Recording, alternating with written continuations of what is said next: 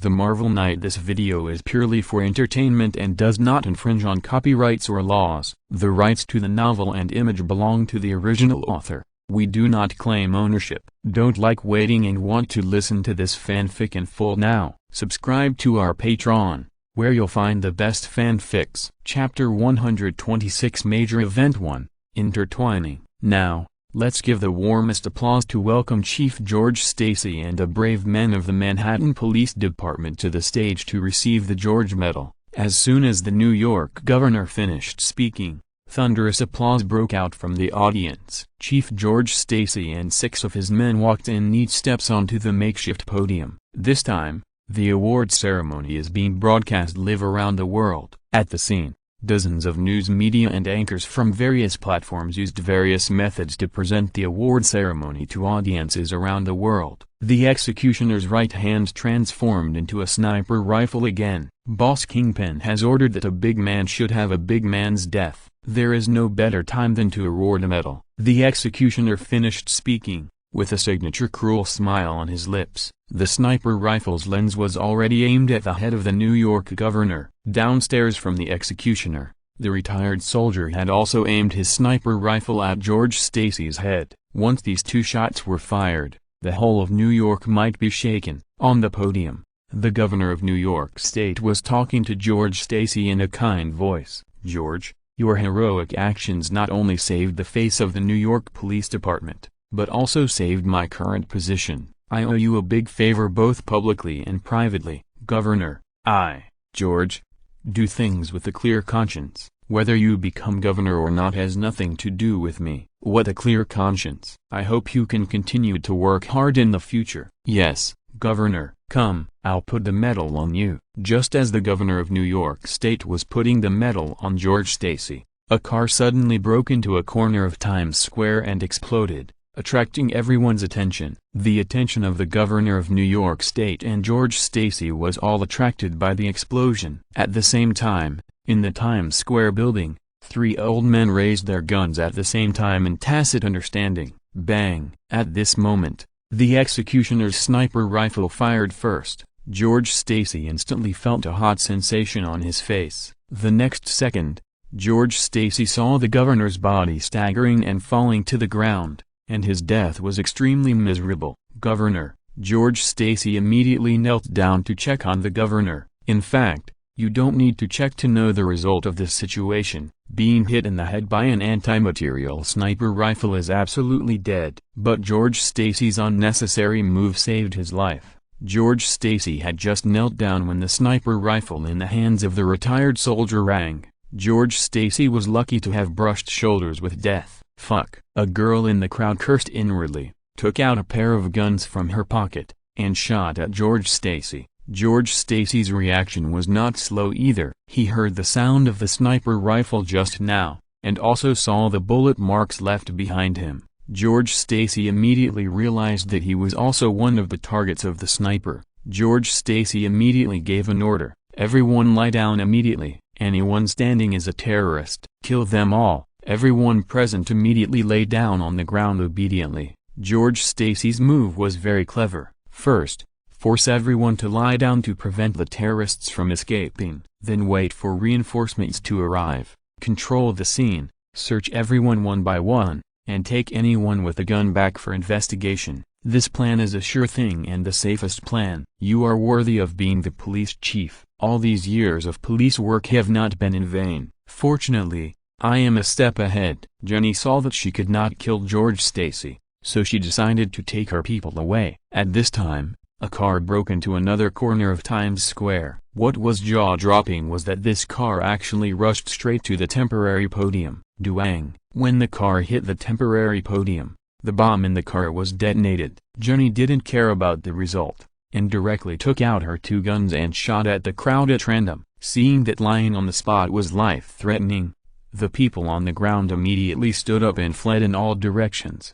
Jenny and her men mixed in the crowd and fled the scene. The car bomb did not kill George Stacy. The moment he saw the car crashing towards him, George Stacy immediately jumped off the podium with all his men. Although the bomb was very powerful and the 7 police officers who received the award were injured, no one died. At this time, The police reinforcements from Queens and Brooklyn had already begun the pursuit. In the Times Square building, the three men were thinking about their own retreat. The veteran missed the first shot and wanted to make a second sniper shot, but after he saw Jenny detonate the second car bomb, the veteran knew that this was Jenny's signal to retreat. The veteran could only put away the sniper rifle and prepare to flee the scene. Uncle Frank was very calm, and he was brave because of his skills.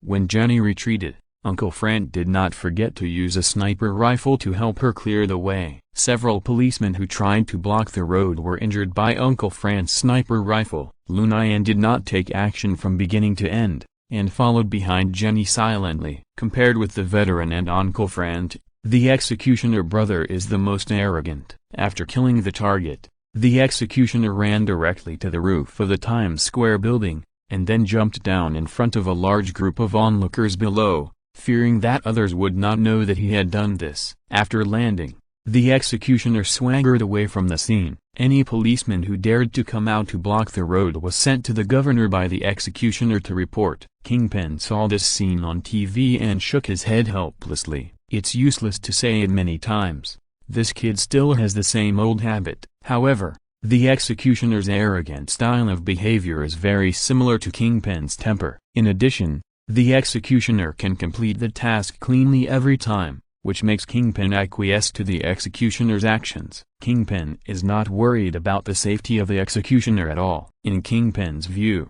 the only ones who can deal with the executioner in New York are probably the newly minted Iron Man and Kingpin's old rival Daredevil. But the outside world does not know that Kingpin has a secret agreement with Iron Man. Iron Man will never intervene in the disputes between New York gangs. Daredevil is a bit different and only likes to go out at night, so the executioner who attacked during the day can easily run back. Lu Nian did not notice the executioner, otherwise Lu Nian would definitely have a fight with the executioner, because at the beginning, the president of Lanxium Club died at the hands of the executioner. But at that time, the executioner did not kill Lu Nian. If the executioner chose to kill Lu Nian at the time, then Lu Nian's story would have ended long ago. Chapter 127, The End of the Big Event. George Stacy was seriously injured and could not continue to command. The task of hunting down terrorists fell on Chief Conan. The New York Police Commissioner contacted Chief Conan immediately and ordered him to solve the case within a time limit, otherwise he would resign and leave. Chief Conan felt bitter. Operation Thunder had greatly improved the reputation of Chief Conan and the New York police. However, with the assassination of the governor, the New York police once again became the target of public criticism. Especially this time, the governor was assassinated while awarding awards to the police, and the New York police could not escape the blame. Damn it, who killed the governor? Chief Conan has his own intelligence network. Soon, the informant sent back an astonishing intelligence that the person who killed the governor was the executioner, and the mastermind behind it was Kingpin. Even if Chief Conan had 100 courage, he would not dare to trouble Kingpin. Chief Conan knew that he had to find a scapegoat at this time. Chief Conan seriously suspected that the New York Police Commissioner must have known about this matter a long time ago, so he deliberately pushed this matter to himself. But no matter what, Chief Conan has no choice but to help his boss solve his problems. Even for the sake of his own face and that of the New York police,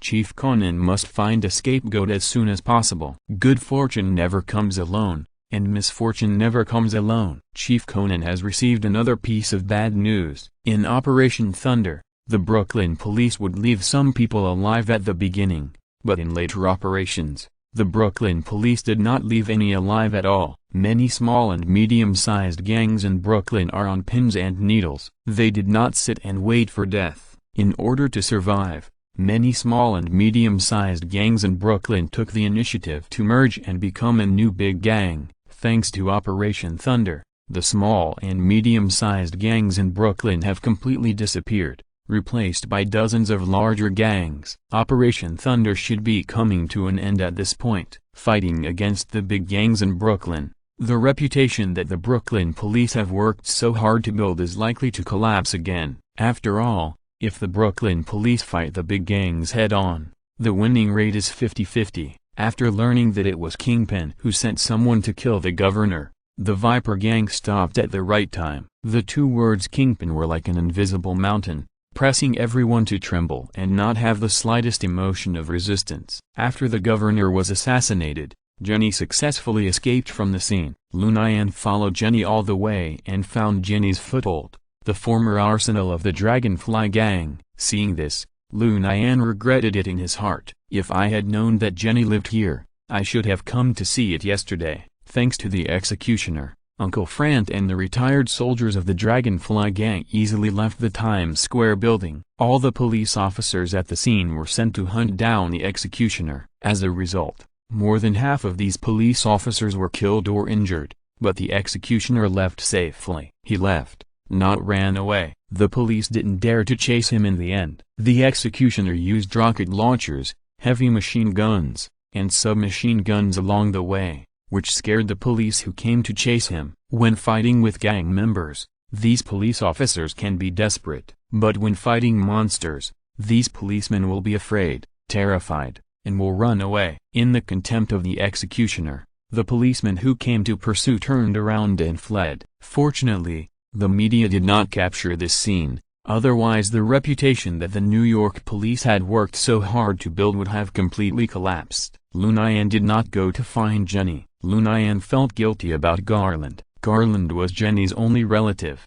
But Lu Nian chose to escape. Lu Nian didn't know how he had the face to face Jenny again. Hey, Lu Nian sighed at the door of the armory and left sadly. When Lu Nian returned to the rental house, Uncle Frank had already returned. Lu Nian, why are you back so late? Uncle Frank, did you chat with that girl? No. Why not? I'm too embarrassed to talk to her. Hey, you young people are so troublesome. Uncle Frank, are we taking any action in the near future? I want to fight. I want to vent. Things have changed recently. What's wrong? Didn't the Brooklyn police launch an operation called Thunder? Well, does this have anything to do with our action? In order to protect themselves, small and medium-sized gangs in Brooklyn have voluntarily chosen to merge. Now there are no small and medium-sized gangs in Brooklyn, and the rest are large-scale gangs. No way. How is this possible? In the face of life and death, nothing is impossible.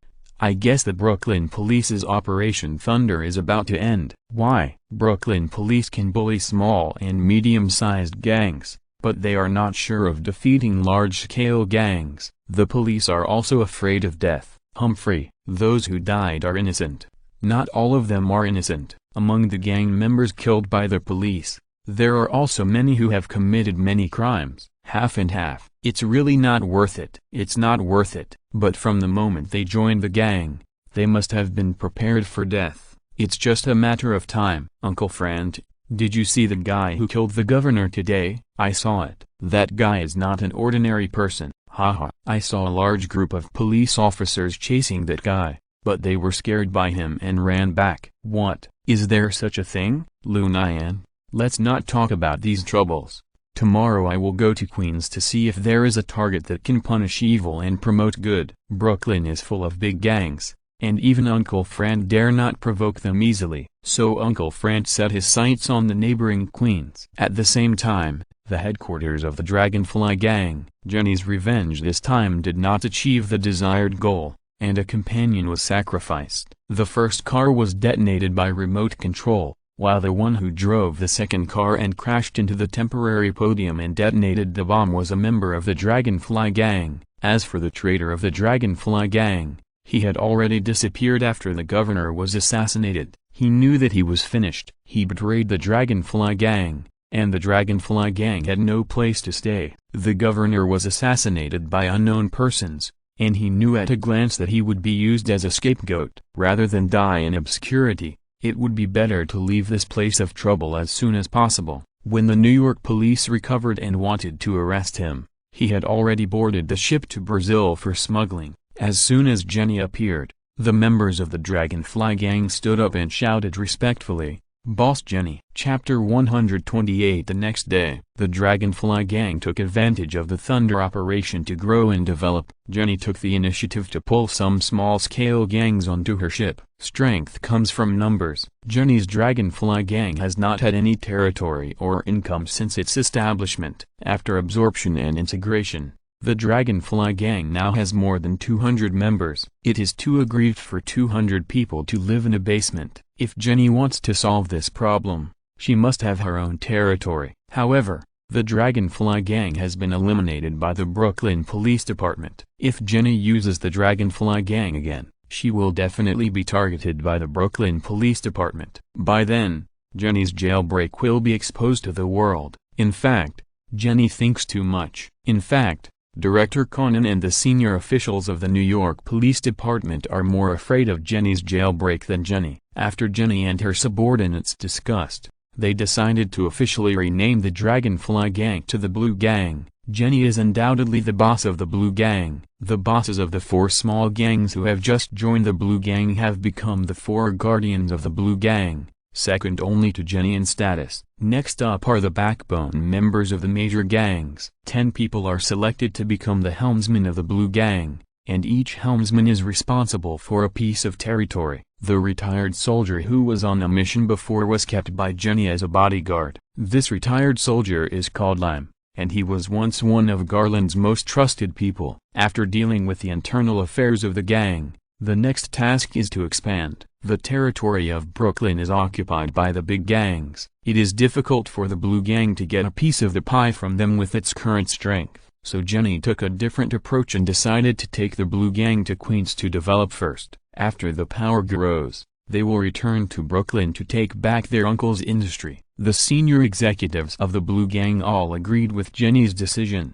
Not only the Dragonfly Gang's industry, but also my industry will be taken back when the time comes. Yes, and mine. Mine too. In this way, in the future, many small gangs in Queens were targeted by the Blue Gang and many were eliminated. The police in Queens were happy to see the gangs fighting each other. To them, this is a dog-eat-dog drama, and they are happy to sit on the mountain and watch the tigers fight. April 1st, April Fool's Day. Fate played a little joke on Lu Nian on this day. In the morning, Lu Nian completed Uncle Frank's endless training tasks in the fastest time. At noon, Lu Nian came to the pizza shop again. Lu Nian is not short of money now, but Lu Nian needs to do something, otherwise he will be idle. As expected, the person Lu Nian hates the most came again. Yesterday was Easter, and Lu Nian did not open for business, which made Tony Stark very unhappy. "Boy, why didn't you open the door yesterday?"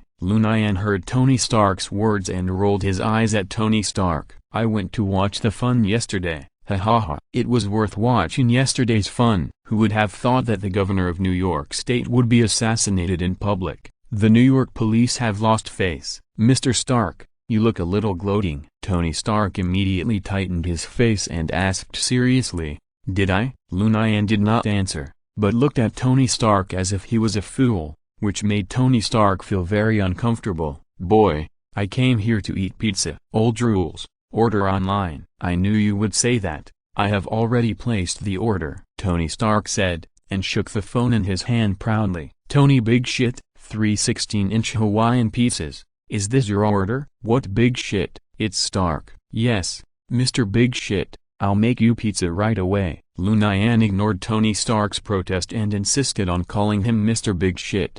Comma, comma, comma, comma, comma, comma, comma, comma, comma. Then Tony Stark saw Lu Nian's disgusting face again, and Tony Stark's wallet couldn't help but close to Lu Nian. Seeing Tony Stark leave, Lu Nian couldn't help laughing in his heart. The annoying guy is finally gone. Without Tony Stark's trouble, Lu Nian continued to be busy making takeout. At 4 o'clock in the afternoon, Lu Nian ended his business for the day. Without Jenny's help, Lu Nian simply closed the business at night. Lu Nian closed the store early, and the 3 writers hired by Lu Nian were happy. No matter how long they worked, they would get their wages. Uncle Frank came to Queens to find those gang leaders who deserved to die. At the same time, the plot of the Marvel Universe is constantly developing. Iron Man continues his playboy life. Thor ended his exile and returned to Asgard. Steve Rogers woke up from hibernation and began to integrate into modern life. Nick Fury's Avengers plan is also proceeding in an orderly manner. Black Widow and Hawkeye were recruited into the Avengers. In a distant time and space, the director of the Family Planning Commission, Thanos, also began his own plan. There are 2 infinite gems on Earth. the time gem and the space gem. As long as the Earth can be occupied, Thanos' mission can be completed by 1/3. So, Thanos ordered Ronan and Nebula to find the power gem, and ordered the Chitauri to prepare to attack the Earth and snatch the space gem and the time gem. At the same time, the Dark Elves were still sleeping. The ether particles, reality gems, are in the hands of Malekith, the leader of the Dark Elves. The soul gem is on the planet Vormir, guarded by the Red Skull. Only the mind gem is in Thanos' hands. This mind gem was later made into a scepter and given to Loki. If you are listening to this novel on a channel other than Fanfic World, it means they downloaded and uploaded it without effort. We cordially invite you to visit our channel, Mundo Fanfic Novelist. There you'll find the original version of this story and you can explore many other novels of various genres. We are waiting for you to immerse yourself in a world of incredible novels. Chapter 129 Encounter. LV Nian planned to go to Queens in the afternoon to see the scenery. It was a bit pitiful to say that LV Nian had never been to Queens. Queens is the largest district in New York City. Compared with the chaotic Brooklyn, Queens is like a paradise. LV Nian's first stop was Flushing in Queens. Flushing includes a residential area and a commercial area. Because most of the people living here are Asian, so Flushing has the second largest Chinatown in the United States. LV Nian grew up in the slums of the United States, surrounded by yellow and black people, and did not experience enough about the dark side of society. In LV Nian's memory, whether it was yellow or black people, they would rob him as long as they met. LV Nian didn't know how many times he was hungry, resulting in stunted development and thin body. At that time, LV Nian was still naively thinking that those brothers and sisters who asked him to borrow money must have asked him to borrow money because they had no money to eat. It was not until later that LV Nian saw other classmates in the same school who were also asked by their brothers and sisters to borrow money that LV Nian realized that these brothers and sisters were robbing. So LV Nian went to the police to report the crime. Who knew the black policeman who received Lu Nian glared at Lu Nian fiercely and said to Lu Nian, "If you have the ability, go and rob other children. If you don't have the ability, you deserve to be robbed by other children." Since then, Lu Nian has lost trust in the police. No matter how wronged he was, Lu Nian would never think of asking the police for help. After so many years, Lu Nian still remembers the face of the black policeman. Coincidentally, Lu Nian met the black policeman again today. The black policeman is no longer young, and his position has changed from a patrolman to a deputy sheriff. The black policeman has always been thinking about removing the word deputy from the deputy sheriff's title before he retires. What a wonderful fate. The area in charge of the black policeman happened to be Flushing. As soon as Lu Nian got off the car, he saw the black policeman sitting in the police car, eating a sandwich. Lu Nian said in his heart, "It's him." Lu Nian will never forget the culprit who distorted his worldview. Lu Nian was still thinking that if there was a chance in the future,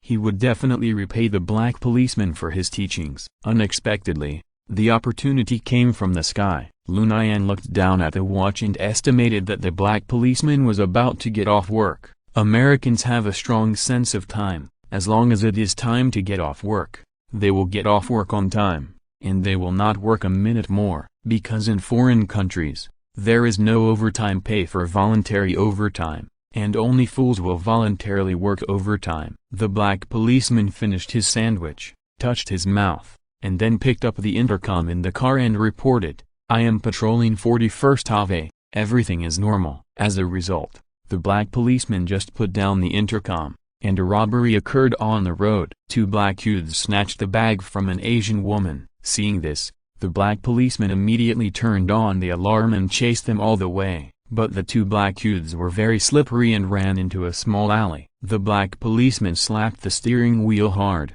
watching the two black youths run farther and farther, but did not get out of the car to chase them. Seeing this scene, Lu Nian's face became colder. Lu Nian did not chase the two black youths, but stood by the road, silently observing the black policeman. Catching robbers is the job of the police, and Lu Nian would not meddle in other people's business, not to mention that there was a policeman in front of him. Unfortunately, the black policeman had no intention of chasing after them. The Asian woman whose bag was just robbed ran to the police car and angrily asked the black policeman why he didn't chase after them. The black policeman mocked the Asian woman with disdain. "Why didn't you chase after them? You could have chased after them and caught them both. I don't need you to tell me whether to chase after the criminals or not." The Asian woman felt that the black policeman had a bad attitude and wanted to complain about him, but was beaten up by the black policeman in the street. "Remember, I am the boss of this street. Even if you want to complain,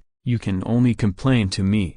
Do you really think you are the mayor of New York and can do whatever you want? Dream on." "I was thinking about catching those two guys, but now I think it's better to teach a woman like you a lesson. Who told you to go out without a man to protect you? You deserve to be robbed." The poor Asian woman was lying on the ground, trying to get up, but she failed after trying several times. The onlookers just pointed and talked, but no one stood up to say a fair word for the Asian woman. Seeing this scene, Lu Nian was about to explode with anger. "It was not enough to harm me before, and now you are harming others. It's so hateful." Lu Nian began to think about how to teach this black policeman a lesson. Lu Nian's idea was very simple. He tricked the policeman to a deserted place, and then beat him up to vent his anger for himself and the Asian woman. Just when Lu Nian was about to take action, Lu Nian saw a familiar figure appearing on the streets of Flushing. "Jenny." "Why is she in Queens?" Jenny did not come alone,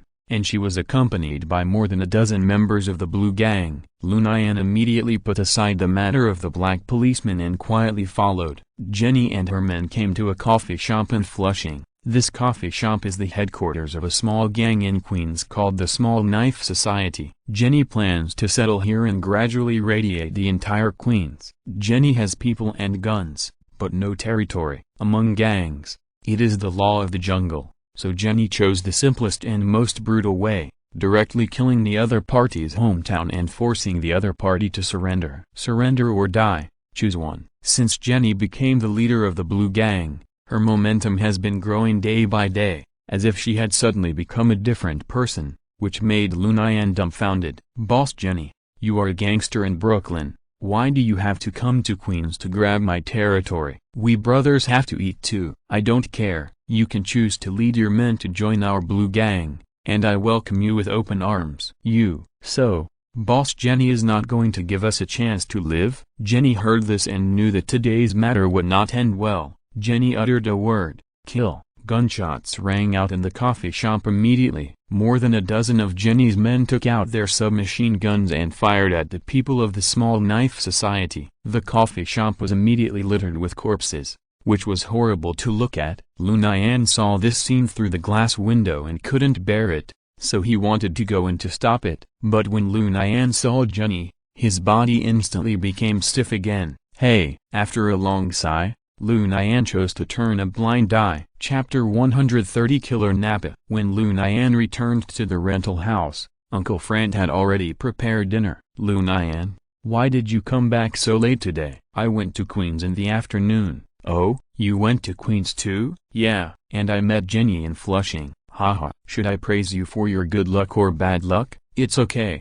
Uncle Frank. I have accepted the fact that I broke up." "Lu Nian, come over for dinner." "Although my cooking skills are not as good as yours, the food I make is still edible." "Haha." Uncle Frank is joking. Uncle Frank's cooking skills are purely for survival in the wild, so he doesn't care what the food looks like, as long as it is edible. Lu Nian was full of thoughts and didn't care about the taste of the food. At night, Lu Nian lay on the bed playing with his mobile phone, while Uncle Frank planned to go out alone to check out the place. "Uncle Frank, do you need my help?" "No. When we take action, just don't hold me back." "Uncle Frank, don't worry, I won't hold you back." Hearing Lu Nian's words, Uncle Frank gave Lu Nian a faint smile in return. At this moment, Lu Nian felt that Uncle Frank was very much like his father, Duang. The sound of Uncle Frank closing the door woke Lu Nian up from his hallucination. Lu Nian shook his head and laughed at himself. "Haha, it's really an illusion." Lu Nian lay on the bed again and played with his mobile phone. As an underage young man, Lu Nian has no other hobbies at night, but he likes to play with his mobile phone, especially now that Lu Nian doesn't have to go to school or do homework. Lu Nian can have a lot of time to play with his mobile phone. After playing with his mobile phone for a while, Lu Nian suddenly felt thirsty and got up to find water to drink. I don't know how much salt Uncle Frank sprinkled when he cooked. It's so salty. Lu Nian didn't know that outside the rental house, a killer was staring at this place. Frank kept hunting down gang leaders in New York, so naturally people would bear a grudge against him. So, they sent someone to assassinate Frank. This killer named Napa is 29 years old and is an Indian. It is really not easy for a country as strange as India to produce a top killer. Napa's growth history is a funny history. When Napa was 12 years old, he enrolled in the famous assassination school in India, the Shadow Academy. At that time, the Shadow Academy only planned to recruit 3 students. When Napa took the entrance examination, he accidentally shot and killed all the other applicants. As a result, Napa, as the only survivor, became the only student in the 1996 class of the Shadow Academy. In 2000, Napa took the graduation examination of the Shadow Academy. The graduation examination that Napa received was to kill Shekhar, the leader of the Indian Akali Party. The Akali Party has a great influence in Punjab. Several financial oligarchs in Punjab colluded with the Akali Party to exploit local people. However, Shekhar, the new leader of the Akali Party, was upright and honest. Not only did he not embezzle or accept bribes, but he also did not let his subordinates get rich, which caused dissatisfaction among several bigwigs in Punjab. So, Napa was forced to accept the task of assassinating Shekhar. Napa studied hard for 4 years at the Shadow Academy and finally became a generation of funny killers. When Napa was assassinating Shekhar, accidents happened frequently. Napa placed a time bomb on Shekhar's car, intending to kill Shekhar. As a result, the weather was not good, and a heavy rain made Shekhar give up going out. A thunder just hit Shekhar's car, and the time bomb just exploded at the same time. So, the explosion of the time bomb was covered up. Napa's assassination was not discovered. But Napa did not give up and continued to complete his graduation assignment. One day, Shekhar made an appointment with an old friend to meet in a cafe. Napa saw that his chance to do it had come. Napa immediately sneaked into the cafe, disguised as a waiter, poisoned the coffee, and then served it. "Sir, this is your coffee." "I didn't order coffee." "Take it." "Huh?" "Take it away." Napa had to take the coffee away awkwardly amid Shekhar's rebuke. Soon, Shekhar left the coffee shop, and Napa had to find another opportunity to attack. Another day, Napa was going to give a speech tour in Punjab. When Napa heard this, he was overjoyed, and his chance to attack came again. This time, Napa directly chose the simplest and most brutal way. Napa ambushed on the roof of a high-rise building near Shekhar's speech venue in advance, intending to use a sniper rifle to kill Shekhar. As a result, on the day of the sniper, at noon, Napa was exposed to the sun and fell asleep. When Napa woke up, Shekhar had left. Yes, he left this world. Shekhar had a heart attack while giving a speech and left this world, because Napa reported his plan to kill Shekhar to the Shadow Academy in advance. Everyone in the Shadow Academy thought that Napa had killed Shekhar. Napa graduated from the Shadow Academy fortunately. After graduating, Napa received many jobs, and each time he was very lucky to complete the task. This time, Napa received the task of assassinating Frank. Napa came to Frank's rental house for the first time to check the location, and saw that only Lu Nian was in the house. Napa thought, "I didn't expect this guy to be so good at disguise. He is an old man in front of outsiders, but he becomes a young man when he returns home. It seems that I should be the first person to know this secret. Haha. Don't worry, I am also the last person to know this secret." Napa subconsciously mistook Lu Nian for Frank. Napa saw Lu Nian lying on the bed motionless,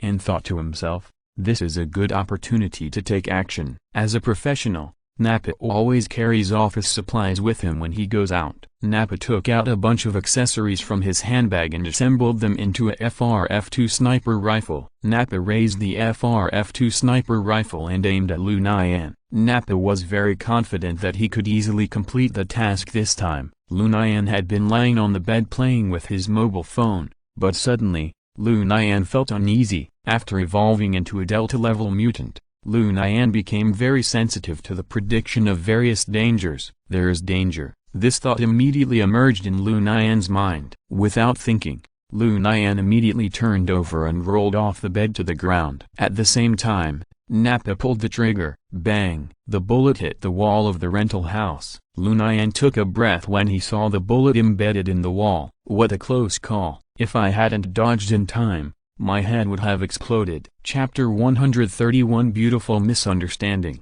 Lu Nian would never show mercy to someone who wanted to kill him. Lu Nian secretly climbed to the window and observed Nappa's position. Nappa was a smart guy. When he saw that he missed the shot, he ran away immediately. A few minutes later, Lu Nian stood at the position where Nappa had just sniped. An eggshell on the ground betrayed Nappa's whereabouts. Lu Nian picked up the eggshell and thought about it. Who wants to kill me? Is it the black policeman in the afternoon? No, he didn't find me. Is it someone from the X family? No, they are all dead. Who else would want to kill me? Lu Nian subconsciously thought that Nappa wanted to kill him, and never thought that he was blocking the bullet for Uncle Friend. And Nappa was also very stubborn and determined that Lu Nian was Uncle Friend. This was destined to be a bad fate. The killer chose the wrong assassination target, and the assassination target also chose the wrong person to retaliate. Uncle Friend needed a few days to track and observe because he found a target in Queens. Uncle Friend informed Lu Nian that he would stay out for 2 or 3 days and asked Lu Nian to take care of herself. Lu Nian was very excited when he heard the news. In 2 days,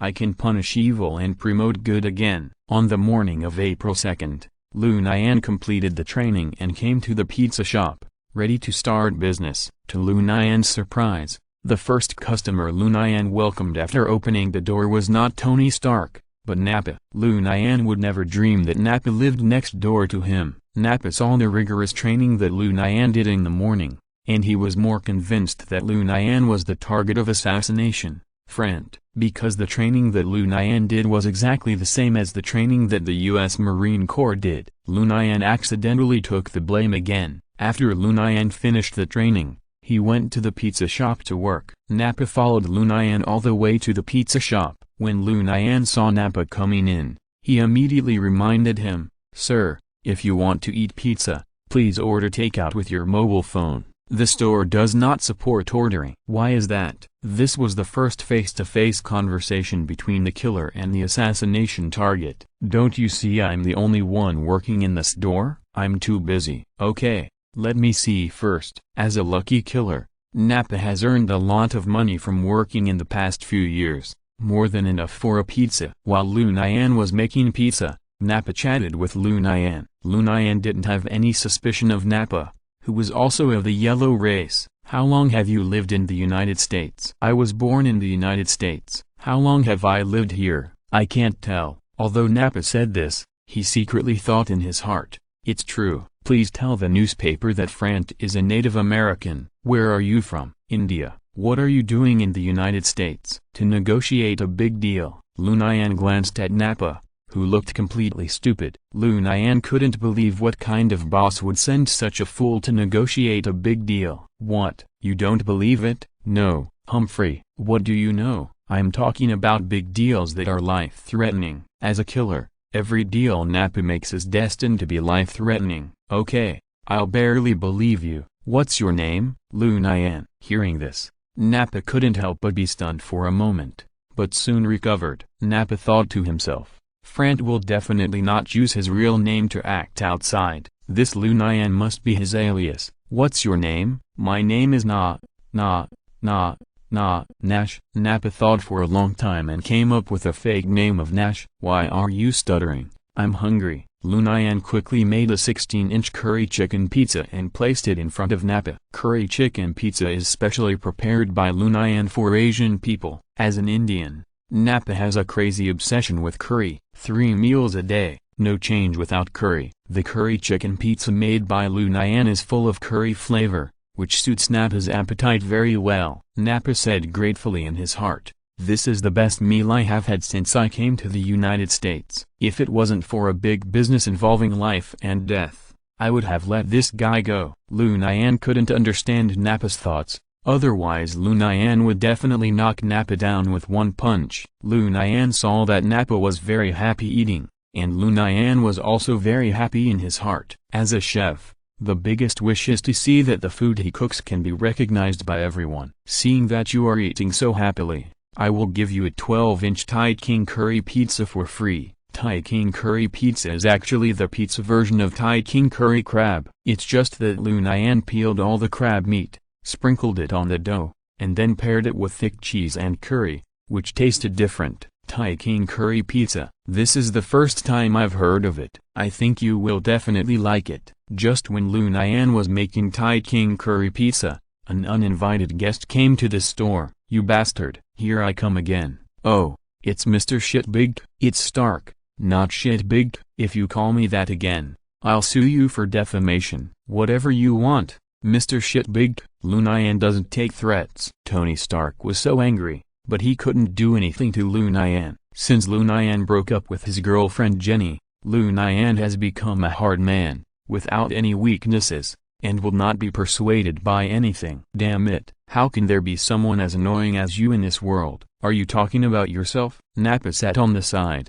listening to the conversation between Lu Nian and Tony Stark silently. Nappa looked at Tony Stark. "Huh? Isn't this Iron Man?" Tony Stark's "I am Iron Man" made the whole world know about the existence of Iron Man. Seeing that Iron Man and Lu Nian seemed to have a bad relationship, Nappa started to have a crooked idea. "I heard that Iron Man is a billionaire. Can I take another order from him? It seems that Iron Man and France's relationship is not very good." Nappa completely misunderstood the relationship between Iron Man and Lu Nian. At this time, Tony Stark found Nappa eating pizza. "Oh, curry chicken pizza. Personally, I hate the taste of curry." "So, you should be Indian or Thai or from some other country?" "I am Indian." Tony Stark heard this and immediately waved his fist excitedly. "See, I knew you were Indian." Chapter 132 Nappa strikes again. Nappa looked at Tony Stark with a confused look on his face, thinking, "Is this Iron Man in front of me a fake? Why is his brain circuit so strange?" Tony Stark didn't care what Nappa thought,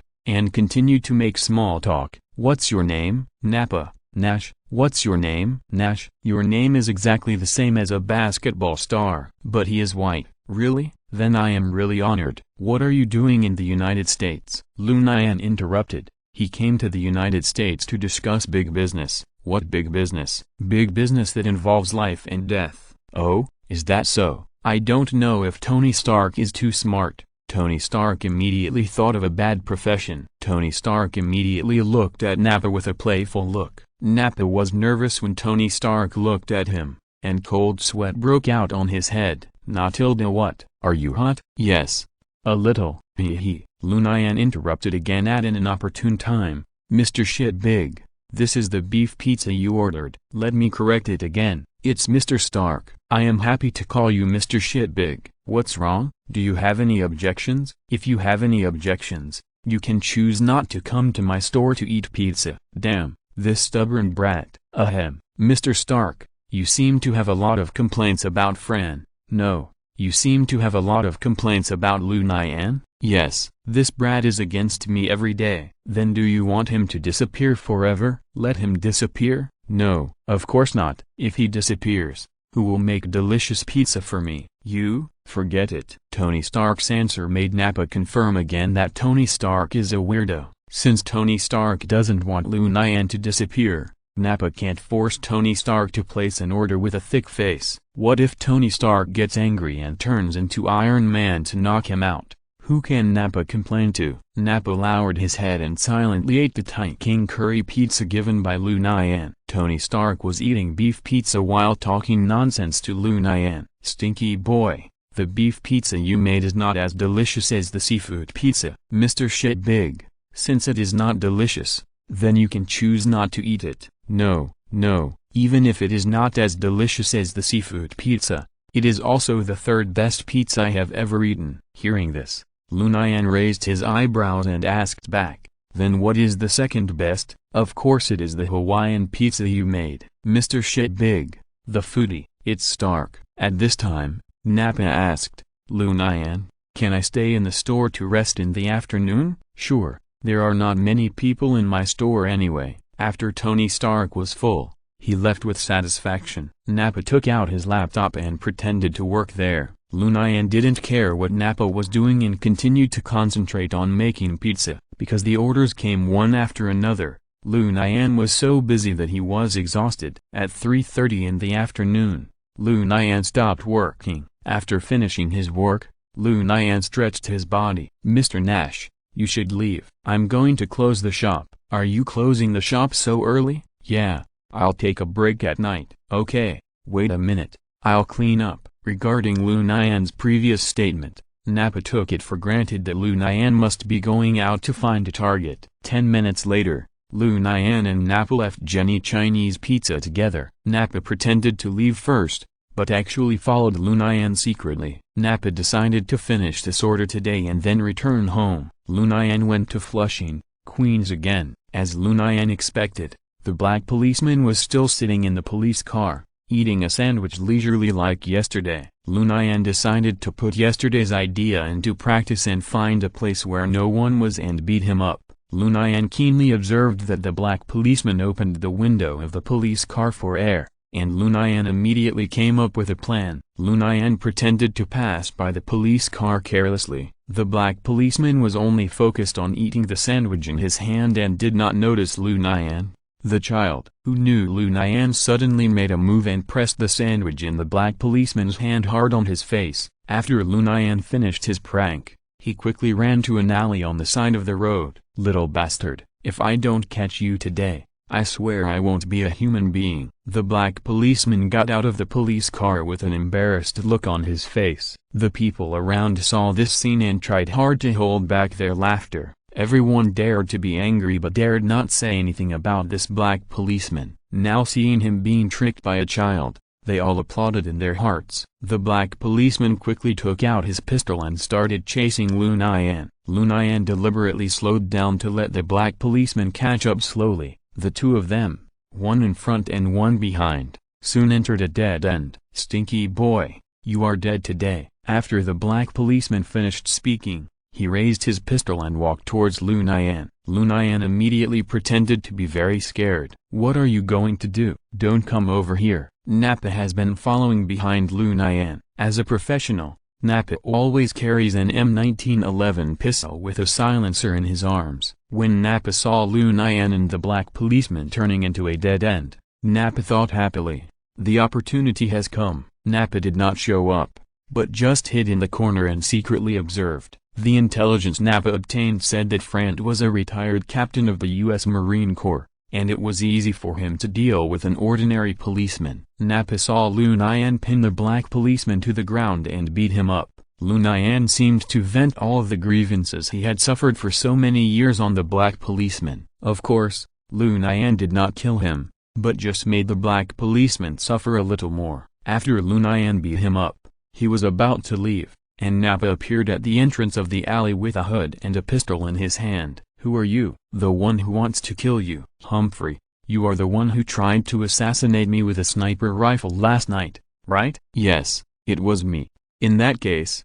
I can't let you go." "Did I hear you wrong? You said you wouldn't let me go?" "Look carefully, I'm holding the gun now, and you have nothing." "Shoot if you have the guts." "Aren't you afraid of death?" "Of course I am afraid of death, but you don't have the guts to kill me." "You're looking for death," Nappa said, and fired 3 shots at Lu Nian. Pa, pa, pa. As a result, Lu Nian dodged all of them with his accurate prediction. Nappa's mouth opened wide. How is this possible? Chapter 133 Lu Nian's Superpowers. Nappa was not the only one who was shocked. Lu Nian was also frightened at that moment. Although Lu Nian's physical fitness was several times better than that of ordinary people, it was not enough to dodge bullets. It was just that moment just now that Lu Nian awakened his own superpower. Lu Nian's superpower was dodge. At the moment before the danger was about to come, Lu Nian's body would automatically dodge the upcoming threat. Lu Nian's superpower was usually useless,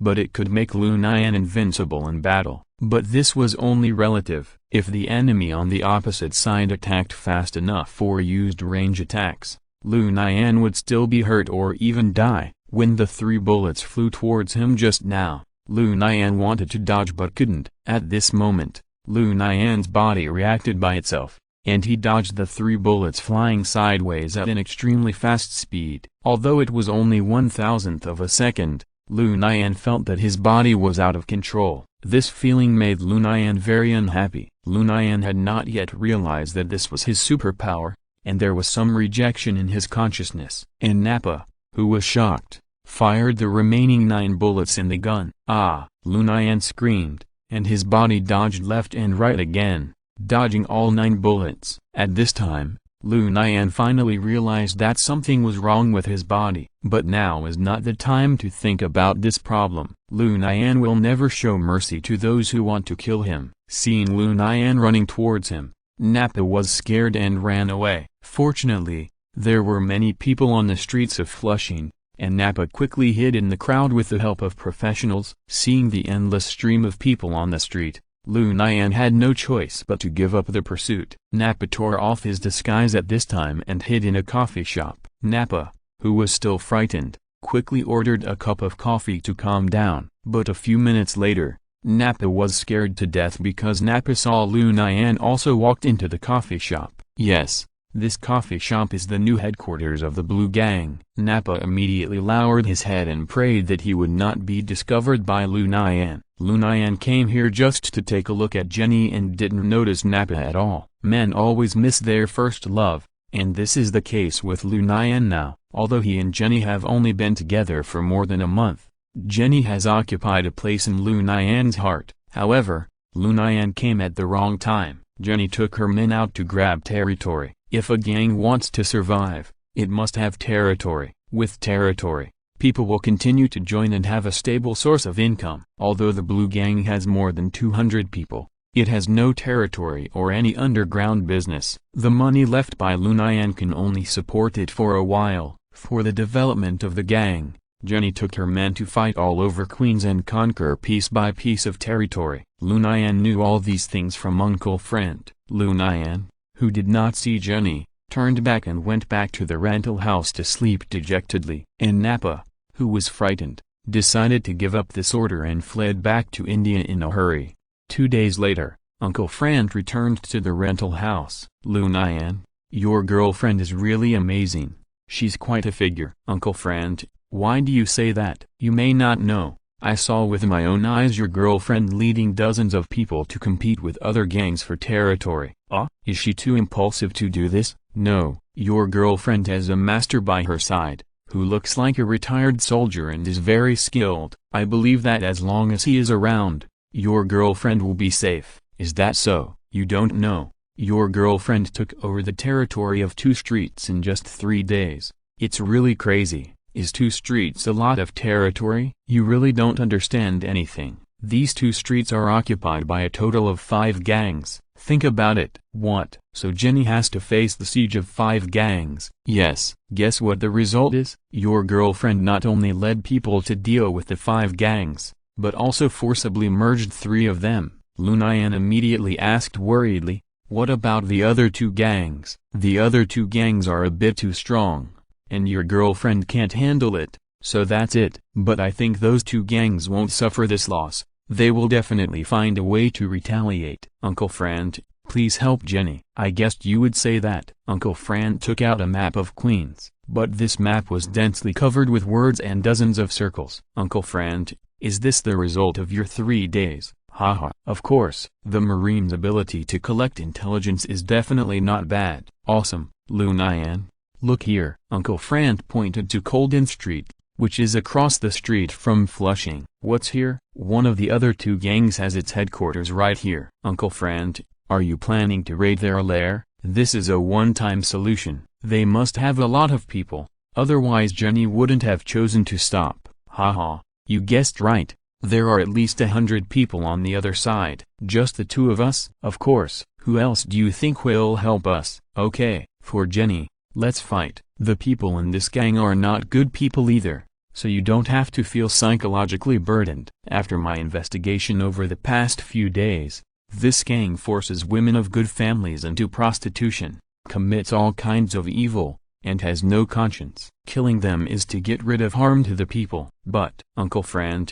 these are more than 100 lives. Lu Nian, You are still too kind. When you killed the first person, you actually had no way back. Besides, this is a gang. If you can't kill them all at once, you will be constantly hunted down by them. This is a very simple, two-way multiple-choice question. It's either you die or I die. Hearing this, Lu Nian fell into silence. Uncle Frank patted Lu Nian's shoulder gently and did not continue talking. Uncle Frank knew that he needed to give Lu Nian time to think carefully. If Lu Nian's knot was not untied, there might be an unsolvable conflict between the two of them, which was not the result Uncle Frank wanted. The next morning, Lu Nian woke up Uncle Frank. "Uncle Frank, I've made up my mind. I want to follow you." Uncle Frank showed a relieved smile on his face. "Okay." Chapter 134 Action. The Viper Gang, a medium-sized gang in Queens, New York, has more than 200 members. However, in the battle on April 2nd, the Viper Gang not only lost one-third of its members, but also lost all its territory in Flushing. Jenny led the Blue Gang members to launch a surprise attack on the Viper Gang's territory, and the Viper Gang was caught off guard and suffered heavy losses. The Viper Gang leader would naturally not easily swallow this big loss. In order to retaliate against Jenny and the Blue Gang, the Viper Gang leader decisively found a large gang in Queens and promised to pay a great price to ask the other party to take back the territory. On the evening of April 5th, the Viper Gang leader and the gang members who came to support gathered together. However, the day they chose to meet was not very good. This day happened to be the day when Lu Nian and Uncle Frank took action. The Viper Gang's lair is located in an amusement park southeast of the Queens Botanical Garden, opposite Rachel Carson Middle School. No one would have thought that the Viper Gang's lair would be in an amusement park. At 10 p.m. on April 5th, in a basement at the amusement park, more than 100 Viper Gang members were ready to go. The Viper Gang leader had already completed the pre-war mobilization, but they didn't know that outside the warehouse gate, two people were eyeing them covetously. Lu Nian and Frank had already ambushed in the bushes outside the warehouse at 9:30. "Uncle Frank, are you sure the Viper Gang's lair is behind that door?" "Sure." "Is there no other entrance or exit?" "Except for the exhaust fan, there is no other entrance or exit." "Okay, then let's wait patiently outside. Actually, you can listen to me and just blow up the Viper Gang's lair." "Uncle Frank, that's more than 100 lives after all. We just need to kill a few leaders of the Viper Gang and disband the Viper Gang." "Things are not that simple. Even if the Viper Gang is gone, there are other gangs in Queens. These guys from the Viper Gang will definitely switch to other gangs." "Gangs in New York have become a culture, a cancer that cannot be completely eradicated. Where they go is their business, but I don't want to cause too much killing." "Hey, okay, as you wish." Uncle Frank is still familiar with the M16 with the Browning pistol. Lu Nian is also SL8 with Taurus Raging Bull. The mission of Lu Nian and Uncle Frank this time was very simple, which was to snipe the leader of the Viper Gang. According to Uncle Frank's prior investigation, the leader of the Viper Gang would leave the warehouse and go home at around 10:30 p.m. But Uncle Frank did not get the top-secret information that the Viper Gang would attack Jenny and the Blue Gang tonight. However, Lu Nian and Uncle Frank hit the jackpot by accident and ambushed on the day of the Viper Gang's action. The Viper Gang had already found out where Jenny and the Blue Gang were staying, which was a coffee shop in Flushing. In the evening, with the addition of external aid, a total of more than 200 people left the warehouse one after another, intending to attack the headquarters of the Blue Gang. "Something's wrong. Why are there so many people coming out?" Uncle Frank did not see the leader of the Viper Gang and did not take action. But one person after another came out of the warehouse, which made Uncle Frank alert. Lu Nian immediately thought of a possibility. "Uncle Frank, are they going to take action tonight?" "Very likely. Who are they going to deal with?" "There is only one gang that has had a grudge against the Viper Gang recently." "Jenny." "There is only one possibility." "Uncle Frank, we must kill them all." "Lu Nian, didn't you just say that?" "I can't let anyone hurt Jenny." After Lu Nian finished speaking, the gun in his hand went off. Bang! A member of the Viper Gang fell down. Seeing Lu Nian take action, Uncle Frank knew that he could no longer stand by and watch. Beep, beep. Uncle Frank also opened fire. Sudden attack. The Viper gang members immediately fell into chaos. "Someone is attacking. Quickly find who it is. Get down quickly." There were more than 200 people on the opposite side, and it was difficult for Lu Nian and Uncle Fran to kill them all. The two sides fought fiercely for half an hour. "Lu Nian, that's enough. The two of us can't kill all these people." "I don't care about that. I absolutely can't let Jenny get hurt." "Lu Nian, let's retreat first. If they really go after your girlfriend, we can support her from outside." "No, I won't leave." Lu Nian was already blood-curdling and couldn't listen to Uncle Fran's words. Seeing Lu Nian's situation, Uncle Fran sighed helplessly. Uncle Fran couldn't leave Lu Nian alone and retreat. Lu Nian's gun was out of bullets. "Uncle Fran, don't shoot." After Lu Nian finished speaking, he threw the SL8 aside, took out the dagger, and rushed towards the Viper gang. After a day of adaptation, Lu Nian has now adapted to his superpowers and can seamlessly connect with his own actions. Seeing that Lu Nian dared to rush over with a dagger, the members of the Viper gang kept spitting out flames from the guns in their hands, and countless bullets were tilted towards Lu Nian. But Lu Nian's performance frightened everyone in the Viper gang. Even Uncle Fran was shocked and forgot to shoot. Lu Nian was like Neo in the Matrix, dodging bullets while moving forward. This was not one or two bullets, but hundreds of bullets. Lu Nian dodged them all without exception. Everyone in the Viper gang trembled. Bang! A member of the Viper gang dropped his gun and fled. "Weird monster. I quit. I quit. I quit." The leader of the Viper gang immediately shot and killed several of his fleeing men,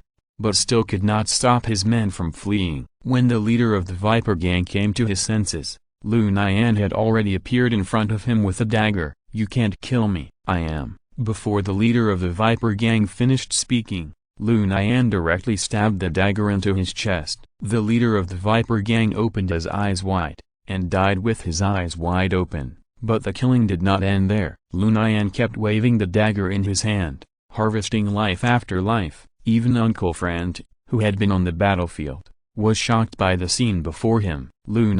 Uncle Fran thought he was very powerful, but he could not do what Lu Nian did, fighting 1 against 100 and still beating more than 100 people away. "Lu Nian, wake up. They have all run away." After Lu Nian killed the last Viper gang member beside him, his eyes went black and he fainted. Chapter 135 Lu Nian's advice. Uncle Fran saw that Lu Nian had fainted, and immediately stepped forward to carry Lu Nian on his back, preparing to retreat. However, Queens was too far from Uncle Fran's rental house, so Uncle Fran carried Lu Nian directly to Jenny's cafe. Jenny saw that Uncle Fran was carrying Lu Nian, hesitated for a moment, and let the two people in, see if they need anything and try to satisfy them. When the unconscious man wakes up, let them go. "Yes, Boss Jenny." Uncle Fran didn't know much about the story between Lu Nian and Jenny, but Uncle Fran knew that Lu Nian had always been obsessed with Jenny. Uncle Fran was very angry when he saw Jenny was very cold to Lu Nian. Just now, Lu Nian was about to give up his life for Jenny, but now Jenny ignored Lu Nian. If this was not the headquarters of the Blue Gang, Uncle Fran would definitely catch Jenny and question her. Lu Nian slept for more than 10 hours. It was not until the afternoon of April 6th that Lu Nian woke up from his sleep. "Lu Nian, are you okay?" "Uncle Fran, where is this?" "Your ex-girlfriend's cafe." Before, Uncle Fran called Jenny Lu Nian's girlfriend, but now it has become Lu Nian's ex-girlfriend. "Where are the people from the Viper Gang?" "Except for the ones you killed, everyone else was scared away by you." "Are Jenny and the Blue Gang okay?" "They are safe and sound. Don't worry about them." "Why did you suddenly faint last night?" "I don't know. I felt black in front of my eyes and weak all over when I was fighting last night. I don't remember anything about what happened afterwards." Last night, Lu Nian fainted because of overuse of his superpowers. Lu Nian faced more than 100 people from the Viper Gang and dodged too many bullets along the way, which caused the X cells in his body to be overused and he finally fainted. Although the mutants are powerful, there is a limit to the number of times they can use their superpowers. If superpowers are used too frequently, they will faint. After Lu Nian woke up, the Blue Gang issued an order to expel him. Uncle Fran wanted to say a few words for Lu Nian, but was stopped by Lu Nian. Lu Nian didn't say much and left obediently with Uncle Frank. Outside the coffee shop, Uncle Frank asked in confusion, "Lu Nian, why didn't you tell them the truth?" "No need, I didn't expect them to thank me, Lu Nian. After what happened last night, I guess all the gangs in Queens will remember your face." When Lu Nian rushed up last night, he didn't cover his face. "Not that bad, right?" "It doesn't matter, don't take it to heart. The police in Queens won't bother me because of this, right?" "Of course not. Hundreds of people die every day in New York, and no one cares about the life and death of gang members. On the contrary, the police in Queens may thank you for helping them eliminate the Viper gang." "That's good. I don't want to be remembered by the police again." Lu Nian and Uncle Frank returned to the rental house safely. In the next few days, Lu Nian decided to live a normal life, and Uncle Frank still went to Queens every day to check on the gangs, looking for the next target. At noon on April 8th, Tony Stark walked into Lu Nian's pizza shop with a tired face. Just a few days ago, Nick Fury successfully persuaded Tony Stark to join the Avengers. But Tony Stark is never a person willing to be lonely. Tony Stark is currently researching the latest Iron Man suit Mark IV, but encountered some technical problems that could not be solved. The Mark III suit that Tony Stark had been using before was seriously damaged due to long-term combat. As a scientific genius, Tony Stark strives for perfection in technology and does not allow any flaws. From beginning to end, the Mark IV suit was handled by Tony Stark alone. The previous 3 versions of the Iron Man suit all had a common problem, that is, the Iron Man suit reactor as the driving core would cause Tony Stark to suffer from chronic poisoning. So Tony Stark has been committed to solving this problem. Tony Stark wants to find a new isotope that can perfectly replace the old Iron Man suit reactor, but this isotope has not been found, and the research and development of Mark IV has to be temporarily suspended. However, Tony Stark did not give up. Tony Stark saw Lu Nian busy in the kitchen, and suddenly a strange thought came to his mind. "Smelly boy, do you believe in science?" "Sorry, I'm not interested in science." "How can someone not be interested in science? Didn't you graduate from elementary school?" For Lu Nian, who didn't even finish middle school, talking about academic qualifications is a lifelong pain for Lu Nian. Even if Lu Nian wants to study now, Lu Nian will never find the fun he had when he was in school. Lu Nian glared at Tony Stark fiercely and reminded him with cold kindness, "Mr. Big Shit, please shut your mouth." "Smelly boy, I want to tell you something serious. You know I'm Iron Man, right?" "Humphrey, I encountered a little trouble when making the Iron Man suit." "I can't help you." "Don't refuse so easily." "Why don't you listen to my conditions?" "No matter how good the conditions are, they have nothing to do with me. I have no interest in science and certainly can't help. If you ask me to beat you up, I think I will agree to your request without hesitation." "Smelly boy, don't be so ruthless." "Humphrey." "Smelly boy, actually I have been thinking about something related to your making pizza." "Smelly boy, when you make pizza, do you encounter a situation where you don't have raw materials? At this time, you must find another material to replace it, right?" "I won't do it without raw materials." Why are you so stubborn?" "Wouldn't it be good to temporarily replace the raw materials? Every pizza I make requires perfection. If the raw materials are replaced, the taste will definitely become unpalatable. So if there are no raw materials, I will definitely choose not to make it."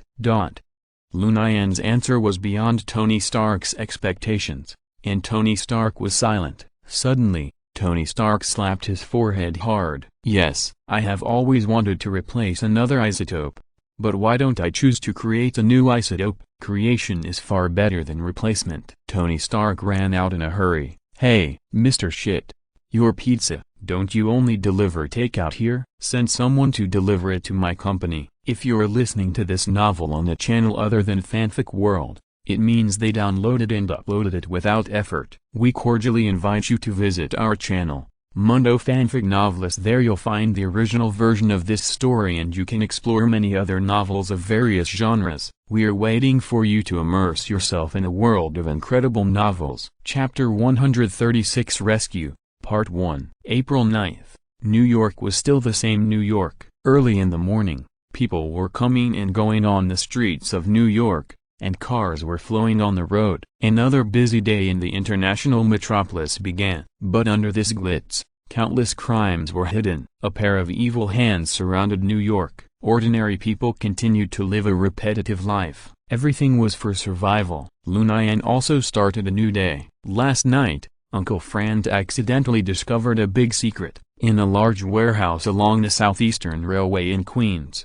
New York, Uncle Frank accidentally found many children. Trafficking children is something that Uncle Frank absolutely cannot accept. Uncle Frank suppressed his anger and returned to the rental house to tell Lu Nian about this matter. The two people who hated evil hit it off and decided to take action the next night to save those innocent children. After hearing Uncle Frank's description, Lu Nian had a little guess in his heart. Kidnapping a child? How come it looks like the style of the Ten Rings gang? When thinking of the Ten Rings gang, Lu Nian couldn't help but think of Mrs. Henry's tragic death, and he had not yet been able to avenge Mrs. Henry. And Daredevil disappointed Lu Nian again and again. Daredevil neither let Lu Nian seek revenge on the Ten Rings gang nor let Lu Nian offend vampires. This time, Lu Nian planned to fight the Ten Rings gang in person, and by the way, find out who attacked the Brooklyn orphanage in the first place. On the morning of April 9th, Lu Nian carried out daily special training as usual. At noon,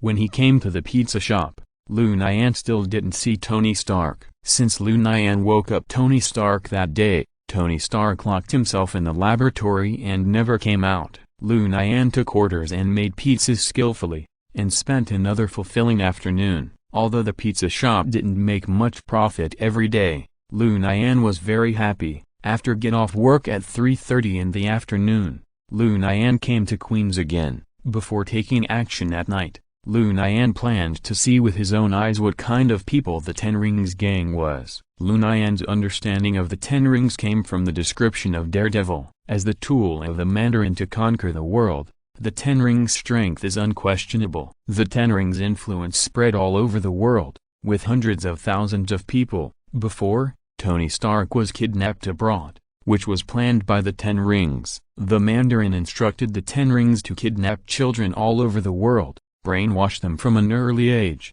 and make them work for the Ten Rings. The story of the Mandarin tells us that no matter what we do, we must start from the baby. Lu Nian came to the warehouse that Uncle Frank mentioned. In broad daylight, the door of the warehouse was closed and the curtains were drawn. It was obvious that there was a ghost. There were two people standing guard at the door of the warehouse. As a Delta-level mutant, Lu Nian has a simple prediction of the strength of people. According to Lu Nian's perception, the strength of the two people standing guard at the door is comparable to the vampire baron he met before. Is the Ten Rings gang so powerful? Even the gatekeeper is so strong. Until this time, Lu Nian began to believe what Daredevil said. The strength of the Ten Rings gang is unfathomable. But Lu Nian, who is full of justice, decided to save people tonight. Since Lu Nian can defeat the vampire baron, he can naturally defeat the Ten Rings gang. Lu Nian observed for half an hour and memorized the terrain around the warehouse.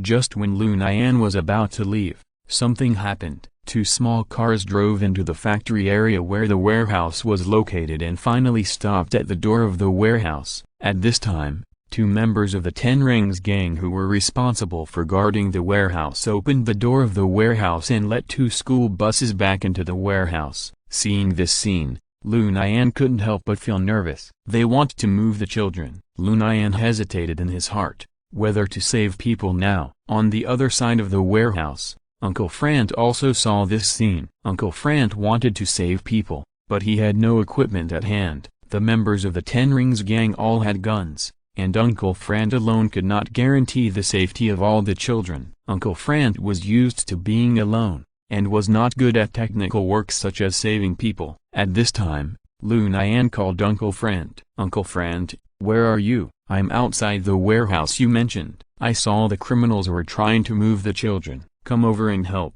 "Lu Nian, I'm outside the warehouse too." "Where are you?" "I'm in the bushes on the east side of the warehouse." "I'm in the corner on the west side of the warehouse." "Uncle Frank, I saw you." "Lu Nian, you were just in time." To make a long story short, I will be responsible for creating a commotion to attract the attention of the gatekeeper, and you go to rescue people. You can drive the school bus away directly. Uncle Frank, I can't drive. Why don't we switch? I'll create a commotion to attract the attention of the gatekeeper, and Uncle Frank will go to rescue people. This. Uncle Frank, there's no time. Now you are the only one who can drive, so the rescue can only be left to you. But those guards don't look simple. I'm worried about you. Uncle Frank, have you forgotten that night when I defeated more than 200 people alone? Okay, let's split up.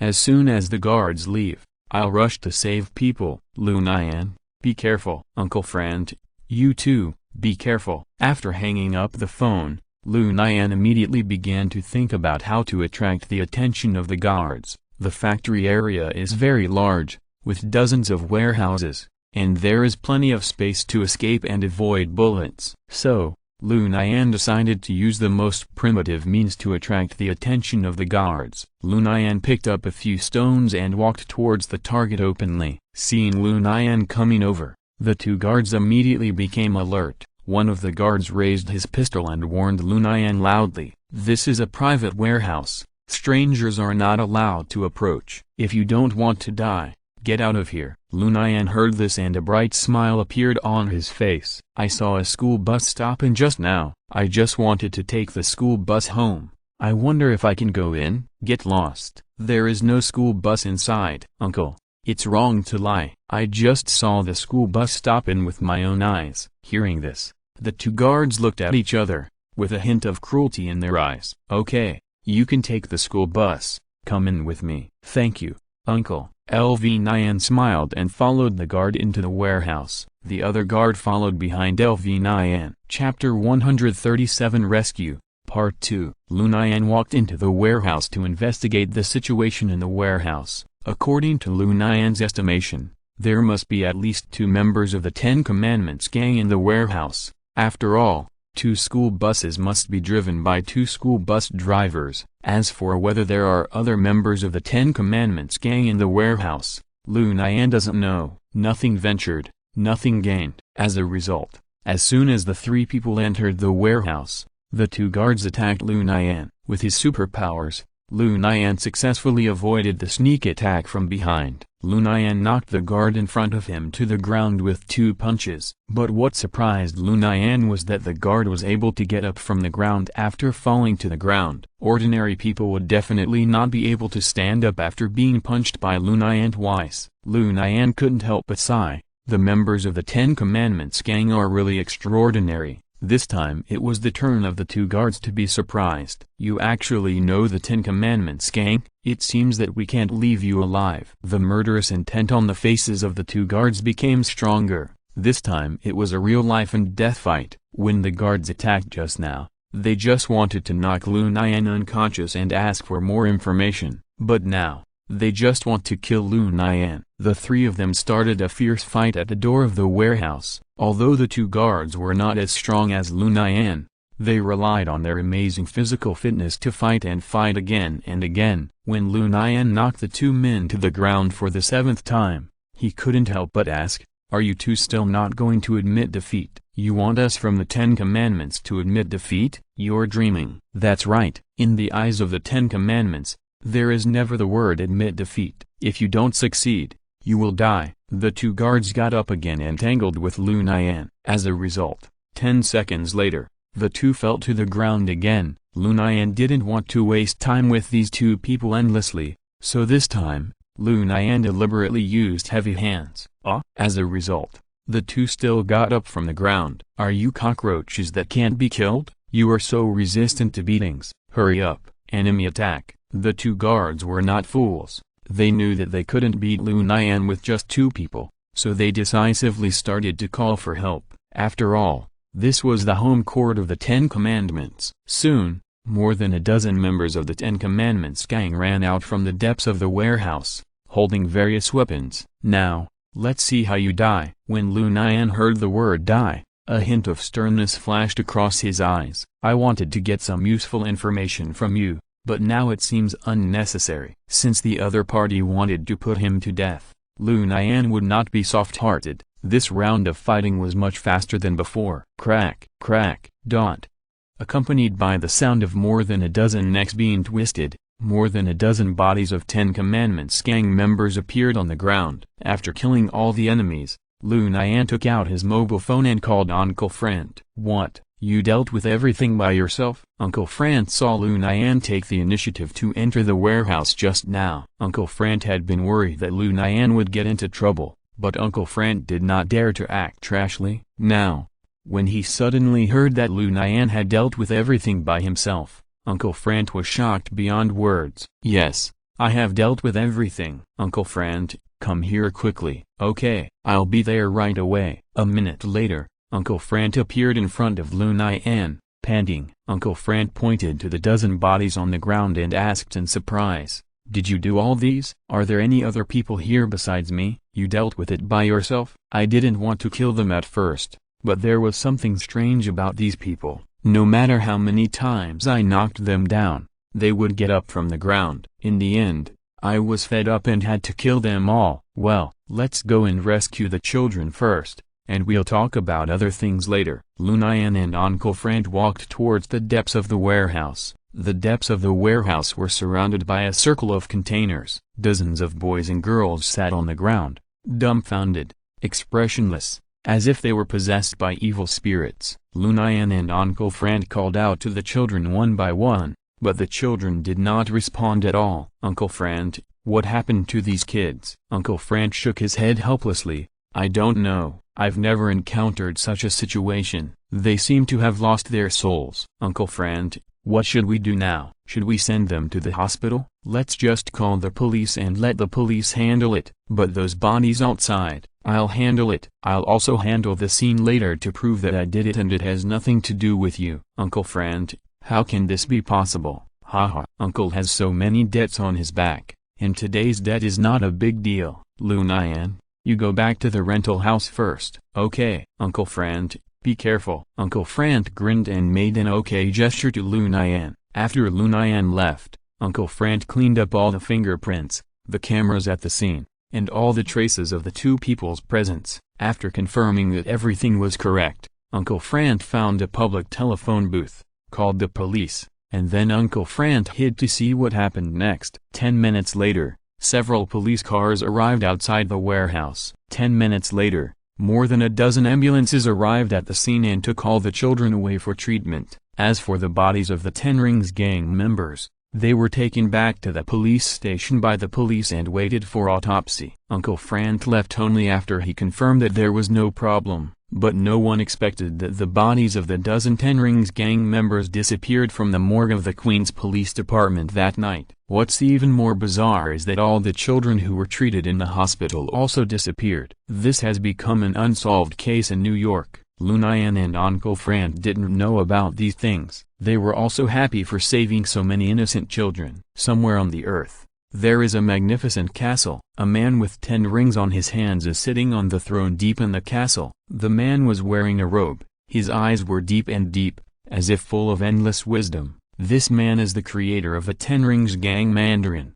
He just received a message from his men that a base in Queens, New York, was suddenly attacked by the police, and all the people in the base were taken away for investigation. Fortunately, all the test subjects have been successfully recovered. After listening to the report from his men, a ring on the Mandarin's hand began to emit a brilliant blue light. So that's what happened. It was done by the Punisher and a little brat, Humphrey. I'll let you know what will happen to those who offend the Ten Rings. Chapter 138 Surrounded. An evil plan against Lu Nian and Uncle Frank is brewing secretly. Lu Nian has established many powerful enemies, including Dr. Gordon of Hydra, Madame Jiao, one of the 5 giants of the hand, the weird vampire clan, the Viper gang who kills without blinking an eye, and now the Mandarin and the Ten Rings gang. There is no need to worry about the many enemies, because Lu Nian has many allies, including the elusive Daredevil,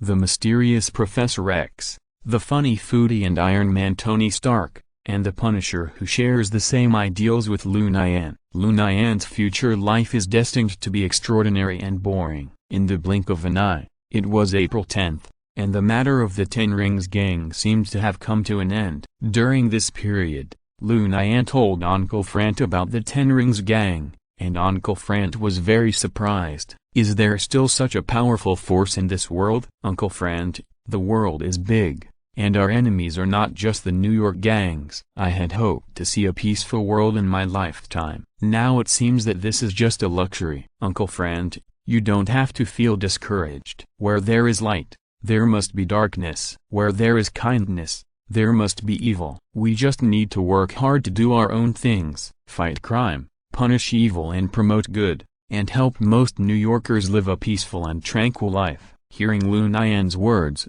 Uncle Frant looked at Lu Nian with surprise. Lu Nian's face was still innocent. Lu Nian, your thoughts have become mature. Haha, I've been through so much. People always have to learn to grow up, right? Haha. Seeing you like this, Uncle is relieved. If one day Uncle is gone, you can continue to punish evil and promote good by yourself. Pooh, pooh, pooh. Uncle Frant, don't say such unlucky words in the future. Seeing Lu Nian's anxious expression, Uncle Frant suddenly felt warm in his heart. Every time Uncle Frant saw Lu Nian, he would think of his son. Okay, Uncle won't say it in the future.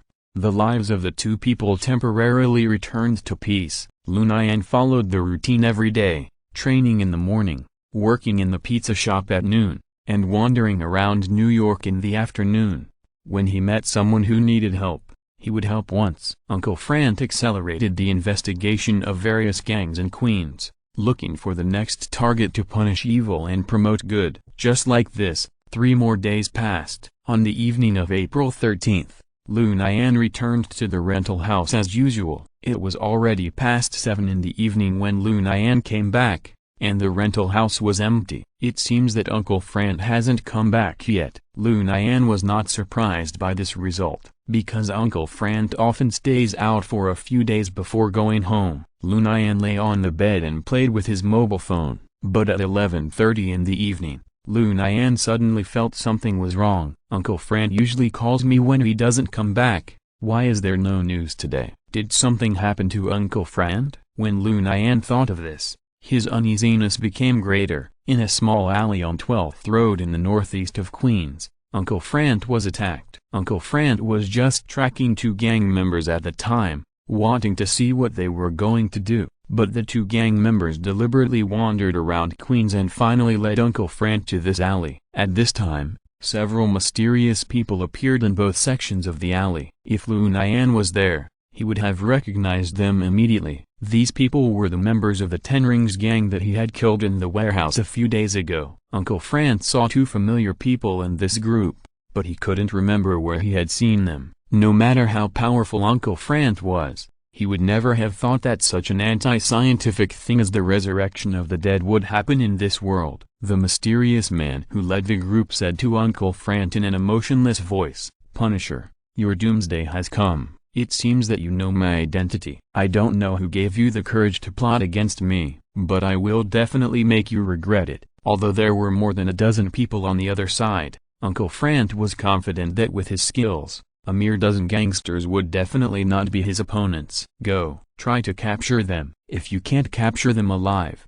dead ones will do. The members of the Ten Rings gang started to act without any hesitation. With his rich combat experience, Uncle Frant fought 10 people alone and did not lose. But Uncle Frant was soon dumbfounded. The members of the Ten Rings gang who were knocked to the ground by Uncle Frant would always get up quickly and continue to fight. No matter how strong Uncle Frant was, he could not withstand such a shameless round-robin battle. At this time, Uncle Frant had a flash of inspiration in his mind and remembered Lu Nian's description of the members of the Ten Rings gang. "Are you members of the Ten Rings gang?" The mysterious man who led the group shrank when he heard this. "Since you have discovered it, I can't let you leave alive." Uncle Frant was besieged by more than a dozen members of the Ten Rings gang. On the surface, Uncle Frant had the advantage and could knock down a person with 2 moves, but the members of the Ten Rings gang were unable to resist the beating. They were like a group of indestructible cockroaches,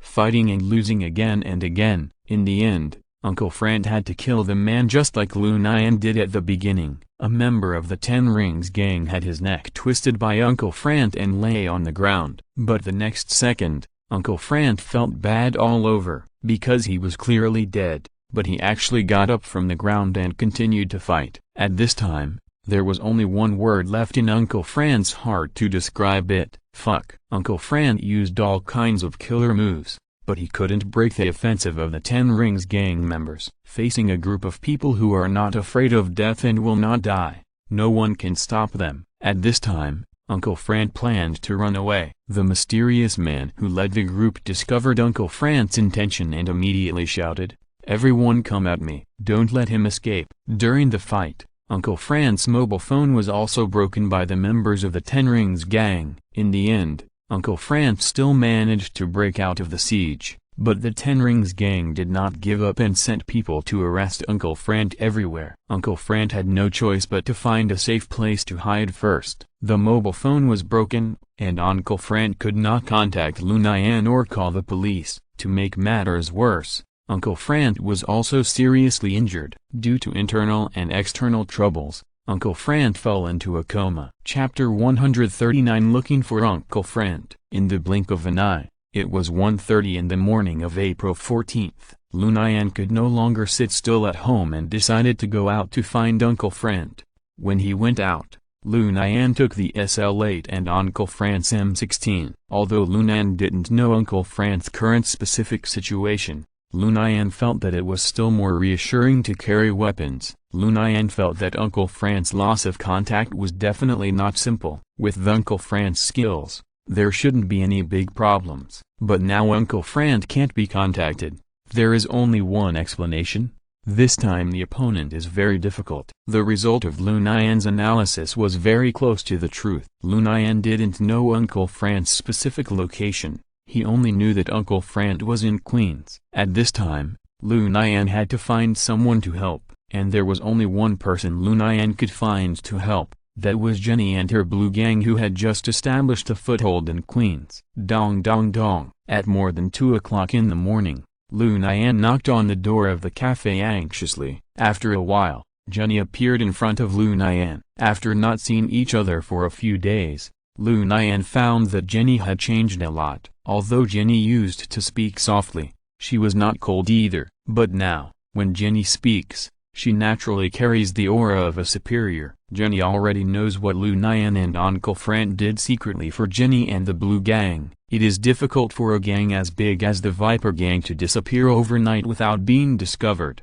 Before they contacted each other again, Uncle Frank brought Lu Nian to stay overnight in the middle of the night, and Jenny and his men quickly analyzed the truth of the matter. However, Jenny did not feel any gratitude for what Lu Nian did. Jenny thought to herself, "Lu Nian, no matter how much you do for me, my uncle's life will not come back. Why did you come to me?" Hearing Jenny's cold tone, Lu Nian felt a pain in his heart. "Jenny, I want to ask you for a favor." "What favor?" "Uncle Frank is missing. I hope you can mobilize the Blue Gang to help me find Uncle Frank's whereabouts." "You came to me for this?" Lu Nian nodded and replied, "Yes." "The Uncle Frank you mentioned was once a captain in the Marine Corps, right?" "Yes." "With his skills, he is capable of walking sideways in Queens. How could he disappear for no reason?" "In theory, it is true, but there is nothing absolute in this world. I am worried that Uncle Frank has encountered an opponent that he cannot solve." "Please,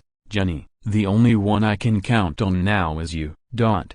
Jenny fell into silence after hearing this. "Jenny, there is no time. Uncle Frank has not contacted me for a day. I think he must be in danger now." "Okay, I will send someone out to help you find him, but I can't guarantee that they will be able to find him." "Thank you." Jenny immediately arranged for her men to go out and find the whereabouts of Uncle Frank. Fortunately, many of Jenny's men have seen Uncle Frank, otherwise it would be difficult to find him now. Seeing that the men of the Blue Gang had left the cafe one after another, Lu Nian also planned to leave the cafe and continue to look for Uncle Frank's whereabouts. Jenny saw that Lu Nian was about to leave, and immediately shouted, "Stop!" "Anything else?" "Jenny, where are you going?" "Of course I'm going to find Uncle Frank. I've sent my men out to look for him, and there should be results soon." You might as well stay in the cafe and rest. No. I also want to go out and look for Uncle Friend. Is he important to you? Yeah. Jenny's tone became cold again. Then it's up to you. Lu Nian looked at Jenny with a complicated expression, and thousands of words converged into one sentence. I'm sorry. I don't need your apology. You have helped me a lot. I hope you can realize your dream soon. Lu Nian left the cafe with infinite emotion. Lu Nian glanced at his mobile phone and found that the time had come to 2:42 in the morning. The longer the time drags on, the slimmer the hope of finding Uncle Friend will be. The search lasted for 2 days. But Lu Nian and the Blue Gang found nothing. On the other side, when Uncle Friend woke up again, he found himself lying on a bed. Uncle Friend glanced around and found himself in a small and slightly old room. Uncle Friend forced himself to sit up, accidentally pulling the wound on his body and screaming. At this time, there was a burst of hurried footsteps outside the door, followed by the sound of the door opening. Crack. Then, a pleasant female voice came. You woke up. How did you sit up? You are seriously injured and can't sit up now. Uncle Friend glanced at the person who spoke, a woman in her 20s, with ordinary looks, blonde hair, and a slightly old green dress. Where is this? This is Rye. Rye City is a city under the jurisdiction of New York State. Time goes back to 2 days ago. Uncle Friend, who was hiding, was eventually found by the 10 Rings. Uncle Friend knew that the 10 Rings were immortal, so he would not waste his energy fighting them. So he chose to fight and retreat, but the 10 Rings pursued him relentlessly. Finally, the two sides came to the vicinity of Flushing Bay. Uncle Friend saw that he was defeated and did not want to fall into the hands of the enemy, so he resolutely chose to jump into the water. Uncle Friend did not remember what happened afterwards. Who are you? Why are you so badly injured? It has nothing to do with you. No matter who you are, you can't get up now. Mr. Bob said that you need to rest well. Who is Bob? Mr. Bob is a pastor of the church and the only doctor in our town. Oh, where are you from? Are you from New York too? Brooklyn. Do you have a cell phone? Hearing this, the girl lowered her head with some guilt. Sorry, I don't have a cell phone. Hey, Uncle Friend was not surprised at all. The room was so old, which meant that the family of the owner of the room must not be well off. Although it is 2013 and mobile phones are everywhere, there are still many poor people in the United States who cannot afford a mobile phone, or are reluctant to buy one. Even if the poor buy a mobile phone, they don't have any friends around them, and they can neither make calls nor send text messages, so it is better not to buy one. Chapter 140 Ambush. Seeing that he was seriously injured and unable to move for the time being, Uncle Friend simply stayed in the town to recover from his injuries. Uncle Friend thought that if the other party really had bad intentions, he would have been killed by the other party long ago. Since he was safe and sound now, it meant that the other party had no bad intentions. Since we are here, we should make the best of it. After living in the town for a few days, Uncle Friend and the blonde girl gradually became familiar with each other. The blonde girl's name was Paula,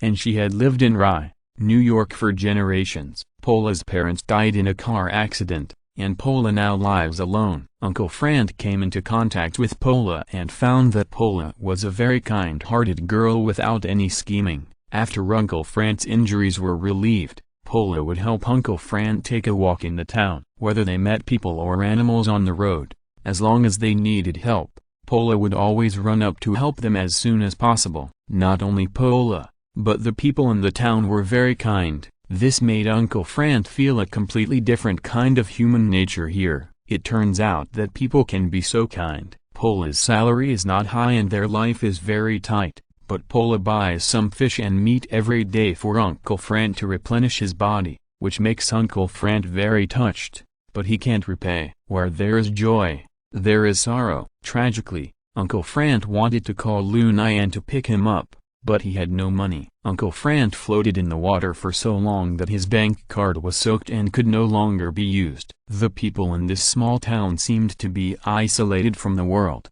and there was not even a public telephone booth on the street. Uncle Friend secretly asked Paula's neighbors, and they also had no phone at home. This made Uncle Friend feel very frustrated. However, seeing that his injuries had not healed yet, Uncle Friend had to continue living in this small town. I don't know how Lu Nian is now. I have been missing for so long, he must be very worried. At the same time, in Queens, New York, members of the Blue Gang were looking for Uncle Fran's whereabouts everywhere, but found nothing. Without finding Uncle Fran, Lu Nian became a little depressed. Since breaking up with Jenny, Uncle Fran is now the only relative around Lu Nian. In the past 2 days, Lu Nian has been busy looking for Uncle Fran in Queens, and has no time to go home. He also abandoned his job at the pizza shop. At 3:30 p.m. on April 18th, Lu Nian returned to Jenny's cafe with a depressed head again. "Why don't you go home? Maybe Uncle Fran has already gone home?" Jenny's words rekindled hope in Lu Nian's heart. "Thank you, Jenny. I'll go home now." Before the voice fell, Lu Nian's figure disappeared from the cafe. Near Uncle Fran's rental house, there has been a group of mysterious killers who have been waiting for Lu Nian for 3 full days. Why hasn't that guy come back alive yet? How should I know? Let's just wait patiently. He will come back here sooner or later. So boring. This operation was planned by Mandarin himself, and there must be no mistakes, otherwise you know the consequences. Yes, Captain, compared to Lu Nian, who worked hard to find Uncle Fran, these mysterious killers have a harder time. They need to hide quietly in one place all the time and dare not expose themselves easily. At about 4 o'clock in the afternoon of April 18th, Lu Nian took a taxi to the rental house. Dong dong dong, dong dong dong. Lu Nian knocked on the door of the rental house with excitement, but the rental house was surprisingly quiet. Lu Nian opened the door without giving up and shouted, "Uncle Fran, Uncle Fran, I'm back." "Where are you?" Lu Nian hurried into the rental house and even forgot to close the door. Lu Nian searched everywhere in the rental house, and hope turned into disappointment again. "Uncle Fran, where are you?" "We know where he is." A group of mysterious people suddenly appeared at the door. Lu Nian immediately asked vigilantly, "Who are you?" "The Punisher has been eliminated by us. Now it's your turn." "What?" What did you do to Uncle Fran?" "Hey, you don't want to know." Lu Nian's eyes gradually turned scarlet, and his emotions began to get a little out of control. Lu Nian roared loudly, "Tell me, what did you do to Uncle Fran?" The mysterious man who led the group answered casually, "He's dead." "No, this is impossible. Uncle Fran won't die." "You lied to me." "I don't have to lie to you, and we came here to let you and the Punisher meet in hell." "Haha, aren't we very kind?" "Haha, haha, ha ha ha." "Do you know what I want to say now?" "What last words do you want to say?" "Villains die because they talk too much." Before Lu Nian finished speaking, the people had already rushed over. The mysterious killers reacted quickly and immediately took out their pistols and shot at Lu Nian. With his superpower, Lu Nian dodged all the bullets perfectly. The speed of the bullets is between 400 and 1000 meters per second, and the reaction time of Lu Nian's superpower is 1,000th of a second. Seeing Lu Nian approaching, the mysterious killers immediately dropped their guns, took out their daggers, and fought with Lu Nian in close combat. Lu Nian, with red eyes, did not hesitate at all when he attacked. Bang! Lu Nian punched a mysterious killer in the chest, and the mysterious killer was directly hit into the wall and could not move. The huge impact force directly shattered the internal organs of the mysterious killer. Seeing Lu Nian so fierce, the faces of the mysterious killers began to move. "I will kill you. Revenge for Uncle Fran. I will kill you." Lu Nian kept shouting while fighting, looking crazy. In a blink of an eye, 4 mysterious killers died at Lu Nian's hands. The captain of this mysterious killer team was bleeding at this moment. "I thought my team had grabbed a surefire mission, but I didn't expect to meet such a killer, a true killer." The captain of the mysterious team decided to take action himself and kill Lu Nian. "All of you retreat." With the captain's order, the mysterious killers retreated one after another. However, the 2 mysterious killers who retreated slower were still killed by Lu Nian. Click, click. Lu Nian rushed forward before the 2 mysterious killers retreated, grabbed their necks with his hands, twisted them hard, and sent them to have tea with God. "Boy, you are dead today. I'm going to give you this. You are dead today." Chapter 141 Temporary Retreat. The captain of the mysterious killer team, whose body has been transformed, is much stronger than ordinary people. He is confident that with his own strength, he can definitely kill Lu Nian easily. But this time, he miscalculated, because he found that Lu Nian's strength was actually comparable to his own. Lu Nian, your strength is indeed beyond my expectations, but if you want to defeat me with these, I can only say that you are too naive. My strength is beyond your imagination. Stop talking nonsense. Come and die. Lu Nian took the initiative to kill the captain. Lu Nian learned martial arts, and his purpose was not to kill people, but just to protect himself. However, after Lu Nian's body evolved, his strength became very great, which made Lu Nian's fighting style change a lot. Lu Nian is now completely one force defeats 10 skills. Lu Nian will never throw a second punch for something that can be solved with one punch. Seeing that the distance is about the same, Lu Nian punched. The captain saw Lu Nian swinging his fist at him, and a trace of mocking smile flashed across his mouth. The captain stood still, threw a punch, and went up. Bang! The two fists collided in the air, making a muffled sound. Lu Nian and the captain were both surprised. Both of them were thinking, how can this guy be so strong? After experiencing Lu Nian's strength, the captain dared not be arrogant at this time and went all out. The two of them fought back and forth, and soon fought for more than 10 rounds. Since the captain had transformed his body, it has been a long time since he encountered such a strong opponent. You are a strong opponent. Although the captain praised Lu Nian, his fist did not stop and hit Lu Nian's chest. You are not bad either, Lu Nian replied while using his superpowers to dodge the captain's fist. In fact, at this time, the captain had a vague guess in his heart. The captain's personal ability is very strong, but not strong enough to dodge bullets.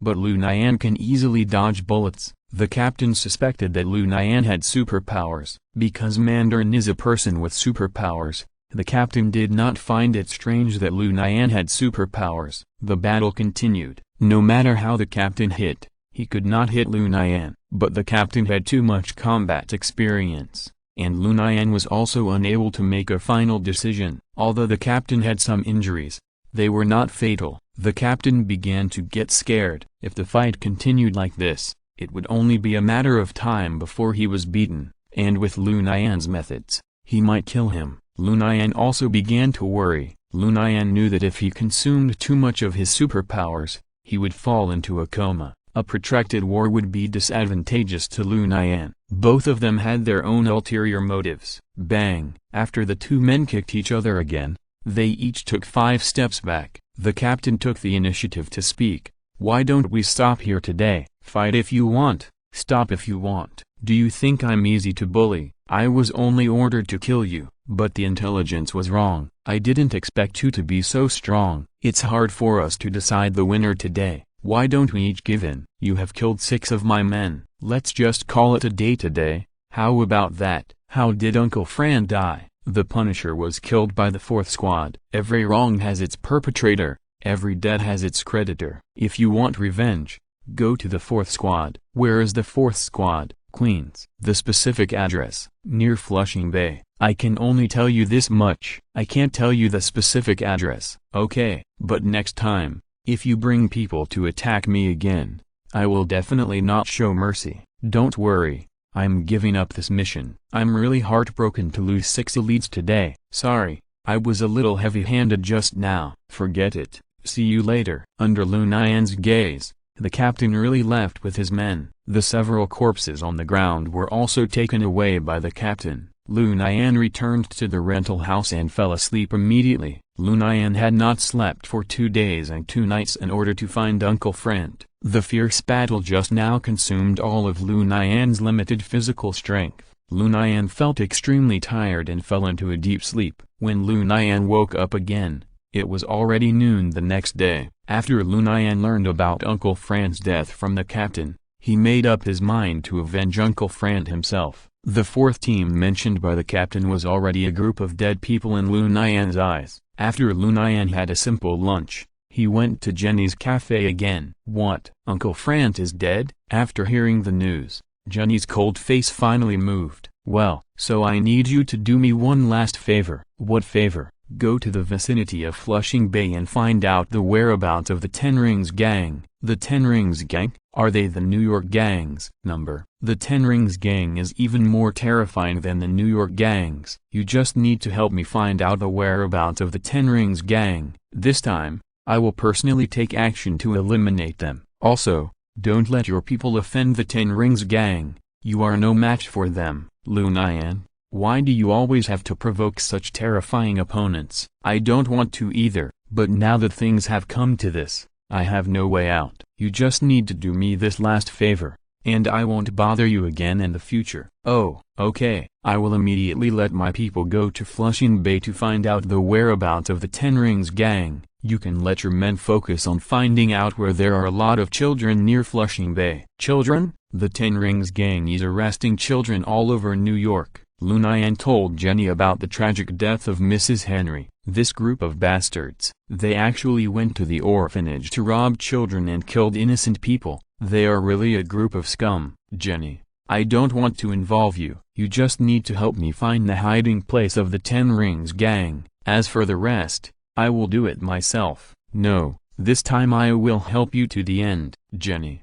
you have no idea how terrifying the strength of the Ten Rings Gang is. I fought with the Ten Rings Gang yesterday, and the leader of the Ten Rings Gang was able to tie with me. After listening to Lu Nian's words, Jenny fell into silence. Jenny knew very well how strong Lu Nian was. In the quiet town of Lai, after Paula's careful care, Uncle Fran's injuries recovered gratifyingly. On this day, Uncle Fran and Paula came to the river for a walk. Paula, I have something to tell you. You are leaving the town, right? Uncle Fran didn't say anything, but just nodded silently. Chapter 142 Warehouse Space. Paula knew that Uncle Fran would not stay in the town to accompany her forever, but she did not expect that this day would come so soon. During the time she spent with Uncle Fran, Paula felt that she had been deeply fascinated by this tall, burly and somewhat unkempt uncle in front of her. Can you not leave? Paula hesitated for a moment, but still asked this question. Uncle Fran sighed and replied with a complicated expression, Hey, I still have a lot of things to do, so then can you stay here for a few more days? Your injuries have not healed completely. Uncle Fran could not refuse Paula's request, but Uncle Fran did not know that because of his decision, the tragedy happened later. The mysterious killer team of the Ten Rings Gang failed to solve Lu Nian, so they had to ask for help from Mandarin. The captain of the mysterious killer team started a video call with Mandarin. The omniscient Mandarin immediately ordered the mysterious killer team to go to the town of Rai and kill Uncle Fran. Through the power of the ring, the Mandarin learned that Uncle Fran was not dead. The Mandarin was very angry about this. His subordinates made mistakes one after another when doing things, which was something the Mandarin could not tolerate. If the Punisher is not dead this time, then you will die for him. This was the last sentence the Mandarin said to the captain of the mysterious killer team. After the conversation with the Mandarin, the captain of the mysterious killer team was already sweating profusely. He didn't want to experience this horrible feeling a second time. Even across the screen and across the ocean, the captain of the mysterious killer team could still feel the anger of the Mandarin. Seeing that the captain ended the video call, the members of the mysterious killer team surrounded him. Captain, what should we do now? Go to the town of Rai and kill the Punisher. What the Mandarin said is an absolute order. But our team is less than 10 people now. Didn't the Mandarin say that he would send people to support us? The captain shook his head bitterly. If we fail to kill the Punisher this time, I think the Mandarin will not keep us. Hearing the captain's words, the members of the mysterious killer team swallowed hard. As members of the Ten Rings, they knew very well how terrifying the Mandarin's strength was. If the Mandarin wanted to kill them, it can be said that they would not even have a chance to resist. Captain, don't worry. There is only one Punisher after all. There are so many of us. Are we afraid of him? Have you forgotten how we train on weekdays? The captain is right. As long as we can kill the Punisher, the Mandarin will not only not blame us, but may even reward us. Yes, it's entirely possible. I heard that a team in Europe completed the mission, and the Mandarin was so happy that he rewarded them with holy water. Holy water. I wanted to. The captain saw that the team members had regained their spirits and nodded with satisfaction. "Okay, let's have a good rest today. Tomorrow morning, we will set off to the town of Rai to kill the Punisher." The team members answered in unison, "Yes, Captain." At 10:30 a.m. on April 22, near a dock near Flushing Bay in Queens, New York, Lu Nian was looking at a freight warehouse with a serious face. According to the information obtained from Jenny, Lu Nian found the base of the Ten Rings gang in front of him. When Lu Nian saw the warehouse for the first time, this question popped up in his mind. Why do the people of the Ten Rings gang like to use warehouses as their bases so much? The base that Lu Nian saw before was also converted from a warehouse. According to Lu Nian's speculation, the enemies in this warehouse space should be the same as before, cockroaches that cannot be killed. The Ten Rings gang is really a group of troublesome guys. But you killed Uncle Frank, and I, Lu Nian, will never let you go. At this point, a gleam of brilliance flashed in Lu Nian's eyes. Lu Nian strode towards the warehouse space. At the entrance of the warehouse space, there were two guards as usual. When they saw Lu Nian approaching the warehouse, they immediately raised their guns and warned, "Stop, if you come any closer, we will shoot." Lu Nian was no stranger to such simple and crude threats. If bullets could kill Lu Nian would have no idea how many times he had tea with God. Seeing that Lu Nian did not listen to the advice, the two guards really opened fire. However, Lu Nian easily dodged all the bullets with his superpowers. The mouths of the two guards were big enough to hold many eggs. The two guards shouted, "How is this possible?" Lu Nian smiled slightly and asked back, "How is this impossible?" Lu Nian punched the two guards in the stomach. If they were ordinary people, this punch would be enough to make them lose their fighting power. But to Lu Nian's surprise, the two guards really could not get up again. Lu Nian couldn't help but have such an illusion. Is my strength getting stronger again? It doesn't make sense. However, no matter what, it was a good thing for Lu Nian that the two guards were knocked down. Lu Nian picked up the gun on the ground and shot the two guards in the head. Lu Nian's purpose of coming here this time was to bloodbath the warehouse space of the Ten Rings gang. Uncle Frank's blood debt can only be repaid with blood. I want everyone here to pay Uncle Frank's life, Lu Nian said, and walked into the warehouse base with a gun. The warehouse space is very large, with an area of several hundred square meters. The interior is transformed into separate rooms by placing containers. Deep in the warehouse base is a teenager in a black robe. This teenager was once a victim. He was captured and brainwashed by the Ten Rings gang since he was a child and became a puppet of the Ten Rings gang. However, because of his extraordinary talent, this teenager stood out in the cruel training again and again, and finally successfully won the appreciation of the Mandarin and became the most loyal running dog around the Mandarin. The Mandarin did not hesitate to use his superpowers for his dog, and gave him abilities far beyond ordinary people. This time, the teenager was ordered to come to this warehouse space to conduct a special experiment. Lu Nian fought and killed more than a dozen members of the Ten Commandments gang along the way, and finally met the young man deep in the warehouse. Lu Nian asked curiously, "Huh? Were you also captured here by the Ten Commandments gang?" If you're listening to this novel on a channel other than Fanfic World, it means they downloaded and uploaded it without effort. We cordially invite you to visit our channel, Mundo Fanfic Novelist. There you'll find the original version of this story and you can explore many other novels of various genres. We are waiting for you to immerse yourself in a world of incredible novels. Chapter 143 Forrest Gump. But the black-robed youth had no expression on his face, and he didn't even bother to answer Lu Nian. "Hey, I'm asking you a question. Were you also captured here by the Ten Commandments gang?" Seeing that the black-robed youth ignored him, Lu Nian felt annoyed for no reason. So, Lu Nian took the initiative to step forward and tried to pull the black-robed youth. At this time, Lu Nian suddenly felt that there seemed to be an invisible wall in front of him, preventing him from moving forward. Lu Nian curiously stroked the invisible wall and muttered to himself, "What is this? It looks like a wall." At this time, the young man in black robe laughed contemptuously, turned around slowly, and replied, "Haha, this is an air wall. I made a wall with air." Aren't you dumb? Of course not. Aren't you afraid in this warehouse? Why should I be afraid? This is the base of our 10 Commandments gang. Are you from the 10 Commandments gang? I am a senior cadre of the 10 Commandments gang and a special envoy of Mr. Man. My name is Forrest Gump. Now it's your turn to tell me your name. Who are you? My name is Lu Nian. So that's it. You are Lu Nian. It seems that the intelligence is indeed wrong. I am really surprised that you were able to kill all the guards in the warehouse and come to me.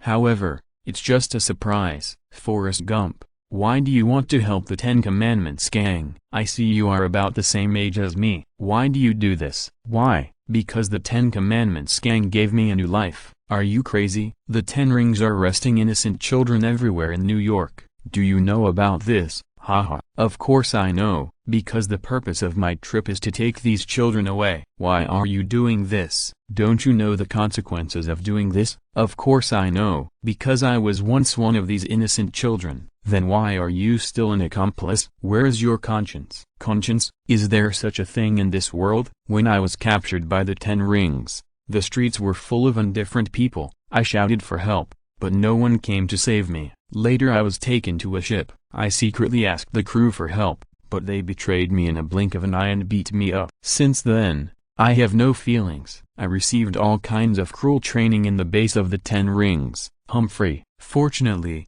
I am not destined to die. In the end, I was appreciated by the Mandarin and became a black robe messenger. The 10 rings are the culprits of all this. Why do you still want to help them? Really? Why should I help the 10 rings? Because Mandarin can help me realize my dream. I want to make all those who bully me pay the price. I want more children to have the same experience as me. Why can they have a happy childhood, while I can only hold a dagger and fight all kinds of beasts in a big iron cage? This is unfair. When Forrest Gump said this, a perverted smile appeared on his face. Forrest Gump's psychology was obviously distorted. You shouldn't do this. It's not the turn of an ordinary person to tell me what to do. Mandarin has issued a killing order for you, Lu Nian. Your life. Forrest Gump has taken it. Hey, since you're determined to work for the 10 rings, then I have to be rude. Lu Nian never shows mercy to the enemy. However, this is the first time in Lu Nian's life that he has fought with a superpower. Forrest Gump's superpower is to control the air around him. This is a very scary superpower, which can be used for attack or defense. The air can be turned into a sharp blade to launch an attack, or it can be turned into an air wall for defense. Gump's superpowers were given by the Mandarin, so you can imagine how terrifying the Mandarin's power is. Without saying a word, Lu Nian punched Gump. Gump summoned an air wall with his mind to block Lu Nian's fist. Lu Nian missed the attack and immediately stepped back a few steps, looking for a breakthrough for Gump. Gump didn't hesitate and immediately turned the air wall into a sharp blade and stabbed it at Lu Nian's head. Lu Nian used his superpowers to avoid the fatal blade attack, but Lu Nian's eyes saw nothing. What was that just now? Why did I feel something passing by my ear? Gump saw that Lu Nian successfully avoided his attack, and his face finally moved. You were able to dodge my attack? How is that possible? My attack was completely untraceable. How did you do it? Are you surprised? It doesn't matter. After I finish you off, I will personally deliver your body to the Mandarin, in front of the great Mandarin. No matter what secrets you have, they will be exposed. After saying this, Forrest Gump used air to transform into 2 air blades, attacking Lu Nian from 2 directions at the same time. Lu Nian once again successfully dodged the attack of the air blades with his superpowers. Forrest Gump was surprised to see this scene. With a shocked expression on his face, Forrest Gump knew how powerful his air blades were, and that they could kill people without them being seen. But today, Forrest Gump was defeated twice in a row by Lu Nian, which made the face-conscious Forrest Gump unacceptable. In the 10 Rings gang, the Black Robe Messengers also competed with each other. As a new Black Robe Messenger, Forrest Gump would naturally be suppressed by the older generation of Black Robe Messengers. Forrest Gump received an important mission this time, which made the other Black Robe Messengers dissatisfied. Especially more than 10 days ago, a warehouse space in Queens was attacked by Lu Nian and Uncle Frank, resulting in all the children being rescued. Forrest Gump was severely reprimanded by the Mandarin, The moment he saw Lu Nian appear, Forrest Gump planned to kill Lu Nian and then bring Lu Nian's body to the Mandarin, so that he could atone for his sins. But what Forrest Gump didn't expect was that Lu Nian's strength was so strong. Now it seems that Lu Nian is a very difficult bone to chew. Forrest Gump is now in a dilemma. What's wrong, Forrest Gump? Don't you want to kill me? Humphrey, it's just that I happened to dodge 2 attacks. Lu Nian, don't get too proud of yourself. After Forrest Gump finished speaking, he gritted his teeth and transformed into 3 air blades, attacking Lu Nian. The 3 air blades attacked Lu Nian's forehead, heart and vitals respectively. Although Lu Nian couldn't see the attack from Forrest Gump, Lu Nian had superpowers and dodged the attack launched by Forrest Gump for the 3rd time. This time, Forrest Gump began to have a trace of fear in his heart. The 3 attacks just now consumed half of the energy in A. Gump's body. As a superpower user, every time he uses his superpower, he will consume the energy in his body. Once the energy in his body is insufficient, he will not be able to use his superpower. In fact, it is the same for Lu Nian. Using the superpower of dodging will also consume the energy in his body. It's just that the energy consumption in A. Gump's body is more terrifying than Lu Nian's. Chapter 144 Danger is Coming. Seeing A. Gump's expression, Lu Nian had a vague prediction in his mind. It seems that your superpowers can't be used infinitely. It's okay to kill you before it runs out. A. Gump made a desperate move this time, using up all the energy in his body in one breath, condensing into 6 air blades, surrounding Lu Nian. Go to hell, Lu Nian. As soon as A. Gump finished speaking,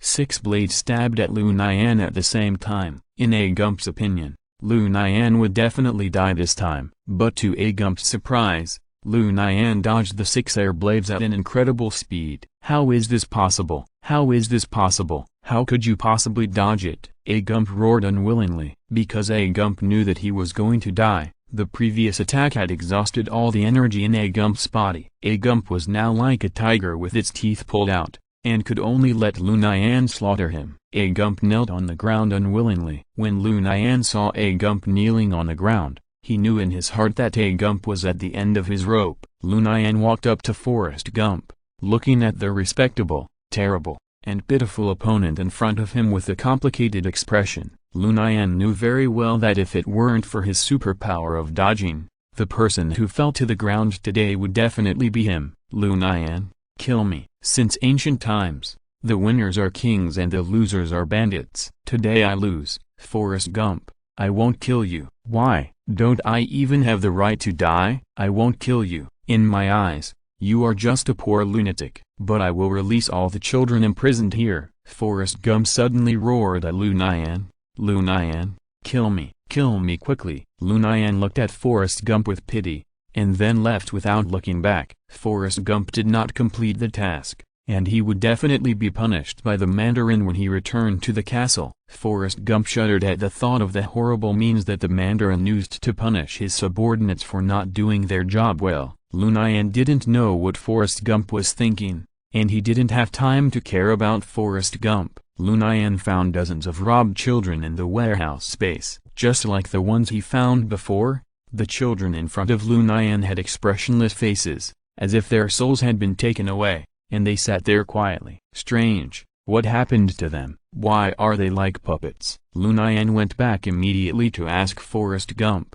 However, when Lu Nian returned, he found that Forrest Gump had disappeared. Seeing Forrest Gump running away, Lu Nian couldn't help but complain. Haha, it seems that you are still unwilling to give up. Lu Nian had never thought of killing Forrest Gump, so Forrest Gump's escape had no effect on Lu Nian. Although Lu Nian was very angry about what the Ten Rings gang had done, Forrest Gump, as a former victim, made Lu Nian reluctant to kill him. Lu Nian saw that he had no way to solve the problem, so he simply called the police and handed the children over to the police. Lu Nian hid outside the warehouse space and saw the police take away all the children with his own eyes. Lu Nian left with peace of mind. At the same time, in the small town of Lei, people were still living a dull life as usual. Uncle Frant and Pola were rolling in bed as expected. As a normal man, Uncle Frank could hardly resist Pola's initiative to throw himself into his arms. Pola wanted to use this method to keep Uncle Frank by his side forever. In the woods outside the town, the mysterious killer team has already gathered in ambush. "Captain, when are we going to start?" "No hurry, the Punisher is in this town. We want to find out where he hits, and then we can start." "Captain, what do you want to say?" "Captain, we don't need to be so troublesome.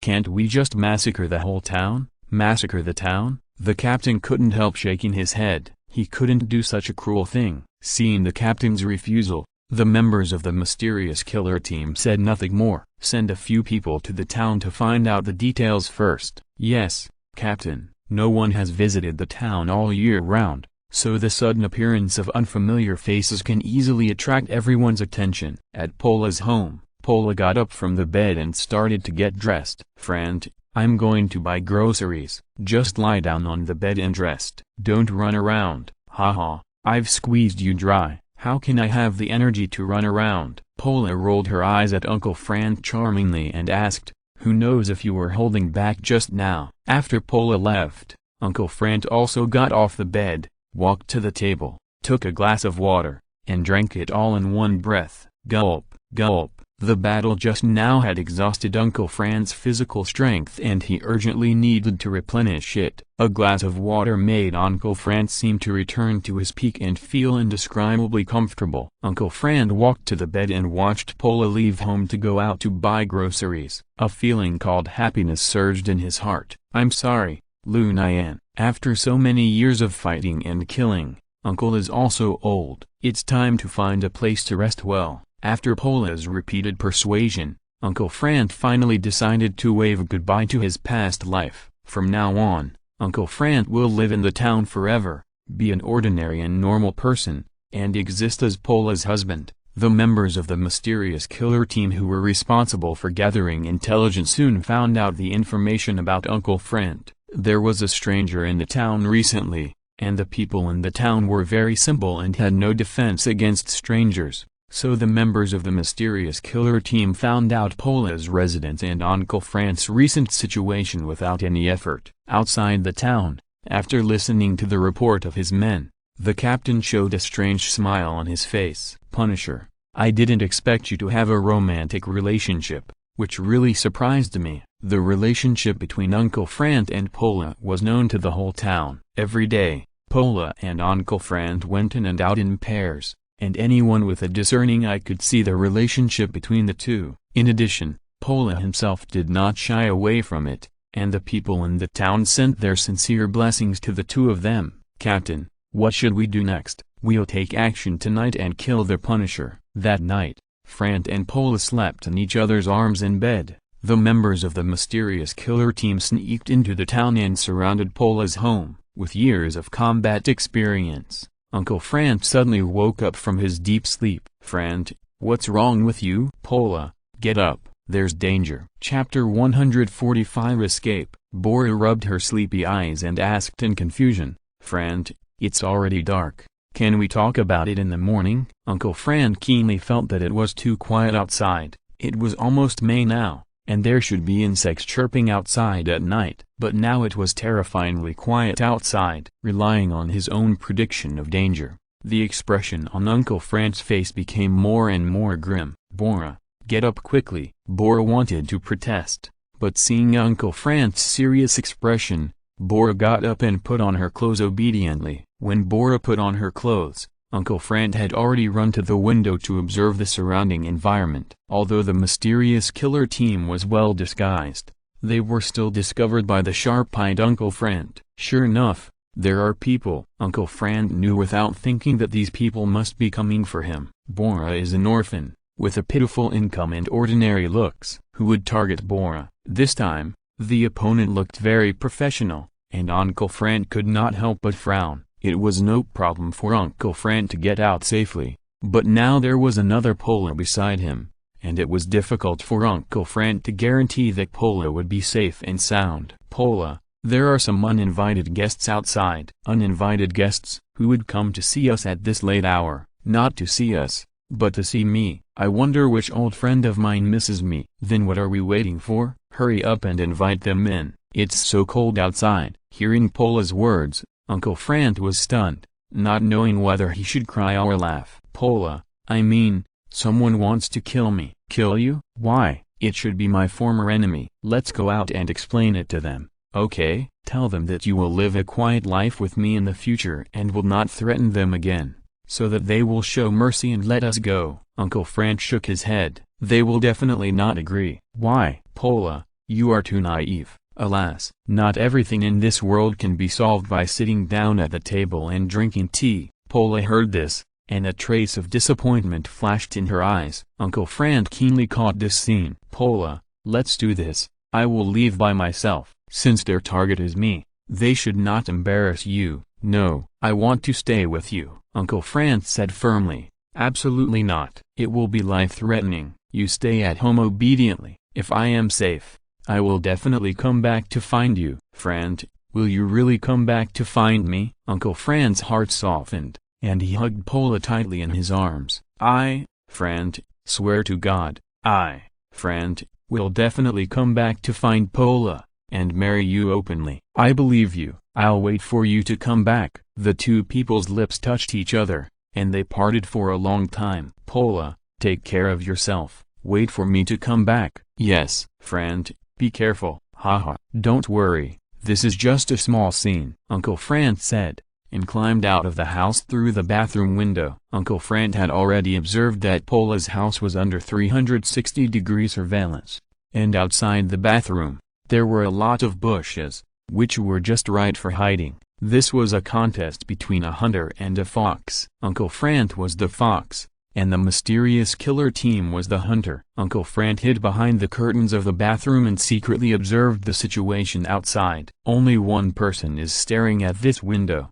It's a good opportunity. Uncle Frank didn't dare to delay for too long. As a professional, Uncle Frank knew that these people outside must be waiting for the order to attack. Once these people outside launched an attack, Uncle Frank knew that his hope of breaking through would be slim. So the longer the time was delayed, the more disadvantageous it would be for him. Uncle Frank thought about it and decided to attack decisively. Uncle Frank thought about it and decided to make a feint to the east and attack in the west. Uncle Frank deliberately exposed himself in the kitchen, preparing to escape so that people outside could see him. Captain, the Punisher seems to have discovered us and is preparing to escape. Keep an eye on him. If we let the Punisher escape, we will all die. Yes, Captain. Uncle Frank was making simple smoke bombs in the kitchen. As a professional, these were all trivial matters. 3 smoke bombs should be enough. After making the smoke bombs, Uncle Frank glanced outside the house with his peripheral vision and found that the people outside did not make any movement. Uncle Frank was ruthless and took the initiative to attack. Duang, duang. Uncle Frank threw smoke bombs in 2 directions in succession. The members of the mysterious killer team panicked when they saw this. Captain, there are smoke bombs. There are smoke bombs. Calm down, don't lose your composure. Everyone gather and keep an eye on the smoke. Wait until the smoke is gone and act immediately. Yes, Captain. After throwing the smoke bomb, Uncle Frank ran to the bathroom as soon as possible. As he wished, he saw the guy who was responsible for keeping an eye on the bathroom and began to move. Uncle Frank showed a smug smile on his face. You are too young to fight me. Without further ado, Uncle Frank gently opened the bathroom window, flipped out, and then, with the help of the bushes, gradually ran away. A few minutes later, the mysterious killer team, feeling something was wrong, rushed into Pola's house. Pola had returned to bed and continued to sleep. Captain, except for this woman, we didn't find the Punisher in the room. Captain, we didn't find the Punisher either. Damn it, he ran away like this. Are you good for nothings? Captain, why don't you ask this woman? She must know where the Punisher went. The captain immediately took 2 steps at a time and walked in front of Pola. You'd better cooperate with us honestly. Tell me, where is the Punisher? Who is the Punisher? I don't know. The Punisher is the man you live with. Where is he? Tell me. I don't know. Since you don't tell us, don't blame us for being ruthless. Take him away for interrogation and find out where the Punisher is. Yes, Captain. 2 members of the mysterious killer team dragged Pola into a small room and began a brutal interrogation. However, This interrogation was destined to have no results, because Pola really didn't know where Uncle Frank had gone. After more than 20 minutes, Pola, who had been tortured beyond recognition, breathed his last. Chapter 146 The Real Punisher,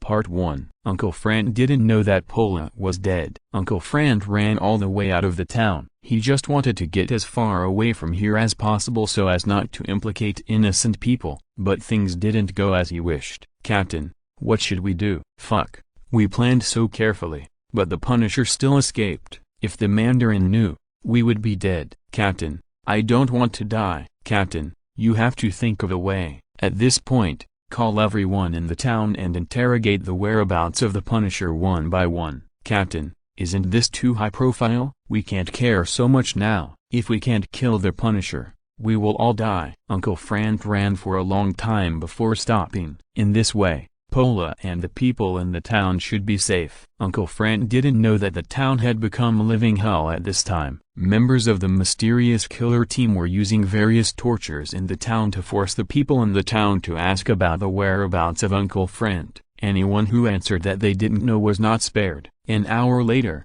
there was no one alive in the town. The members of the mysterious killer team returned to the captain with unwilling faces. Captain, no one knows where the Punisher has gone. Captain, what should we do now? The captain looked at the corpses on the ground, and a hint of fierceness flashed in his eyes. Set fire to this town, and then hang all these corpses on the trees. Captain, isn't this too inhumane? We are killers, and you still think about humanity? If we can't kill the Punisher, you should know the consequences. You must understand that the anger of the Mandarin is definitely not something we can bear. Hearing the name of Mandarin, everyone present couldn't help but shudder. Let's go. Listen to the captain. Seeing that the team members obeyed obediently, the captain breathed a sigh of relief. The captain just wanted to use this method to anger Uncle Frank. With the Punisher's character, he should take the initiative to come back for revenge. The captain knew that if he didn't succeed in this mission, he would die. Instead of going back and dying in the hands of the Mandarin,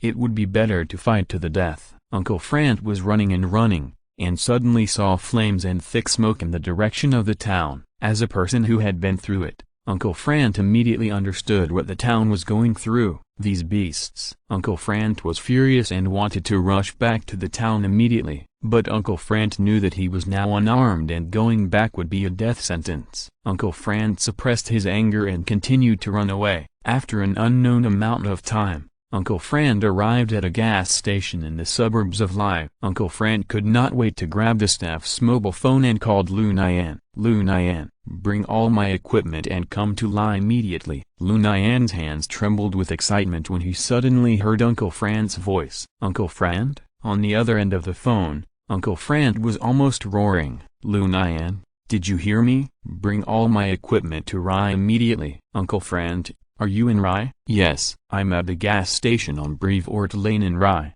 Come as soon as possible. Remember, bring all my equipment with you. Although Lu Nian didn't know why Uncle Frank was so emotional, he knew that he must have been really angry this time. Otherwise he wouldn't have roared so loudly on the phone just now. After hanging up the phone, Uncle Frank returned the phone to the gas station guy, and then sat quietly at the door of the gas station, motionless, as if his soul had been sucked out. The guy at the gas station wanted to call the police to arrest Uncle Frank, but when he saw Uncle Frank's pitiful appearance, he thought about it and let it go. After all, it was just a phone call and he didn't lose much money. After receiving Uncle Frank's call, Lu Nian immediately began to prepare. M16 and Browning pistols, switchblades, bulletproof vests are all standard equipment for Uncle Frank. Lu Nian also brought his own equipment. Before leaving, Lu Nian thought that it was nighttime, so he decisively took the night vision goggles with him. Lu Nian spent $3,000 to get a taxi. It was so late,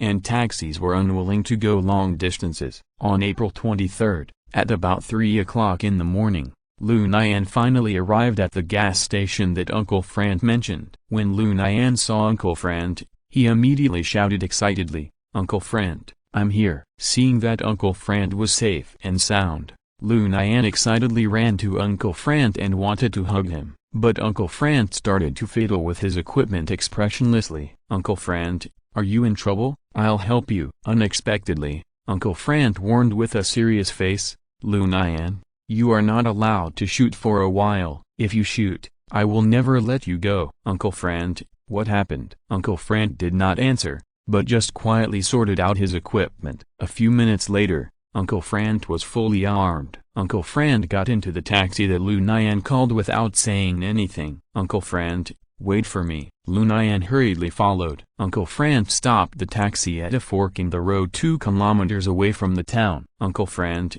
where are we going? Don't ask. Remember, if you make a move later, I will break off relations with you. Uncle Frank, I promise not to make a move. Uncle Frank walked in front with a murderous look on his face, and Lu Nian followed behind Uncle Frank silently. The mysterious killer team seemed to have calculated that Uncle Frank would definitely come back for revenge, so they laid a net in the town, waiting for Uncle Frank to come back and fall into the trap. Although Uncle Frank was very angry, he was not blinded by anger. 1,000 meters away from the town, Uncle Frank and Lu Nian hid in the dark, put on night vision goggles and began to observe the situation in the town. At this time, the fire in the town had been extinguished, but the bodies of the townspeople were still hanging on the trees in the town. These beasts. Uncle Frank saw this and knew that Pola's hope of survival was slim. Uncle Frank, what happened in this town? I'll tell you in detail after I finish my work. Relying on his many years of combat experience,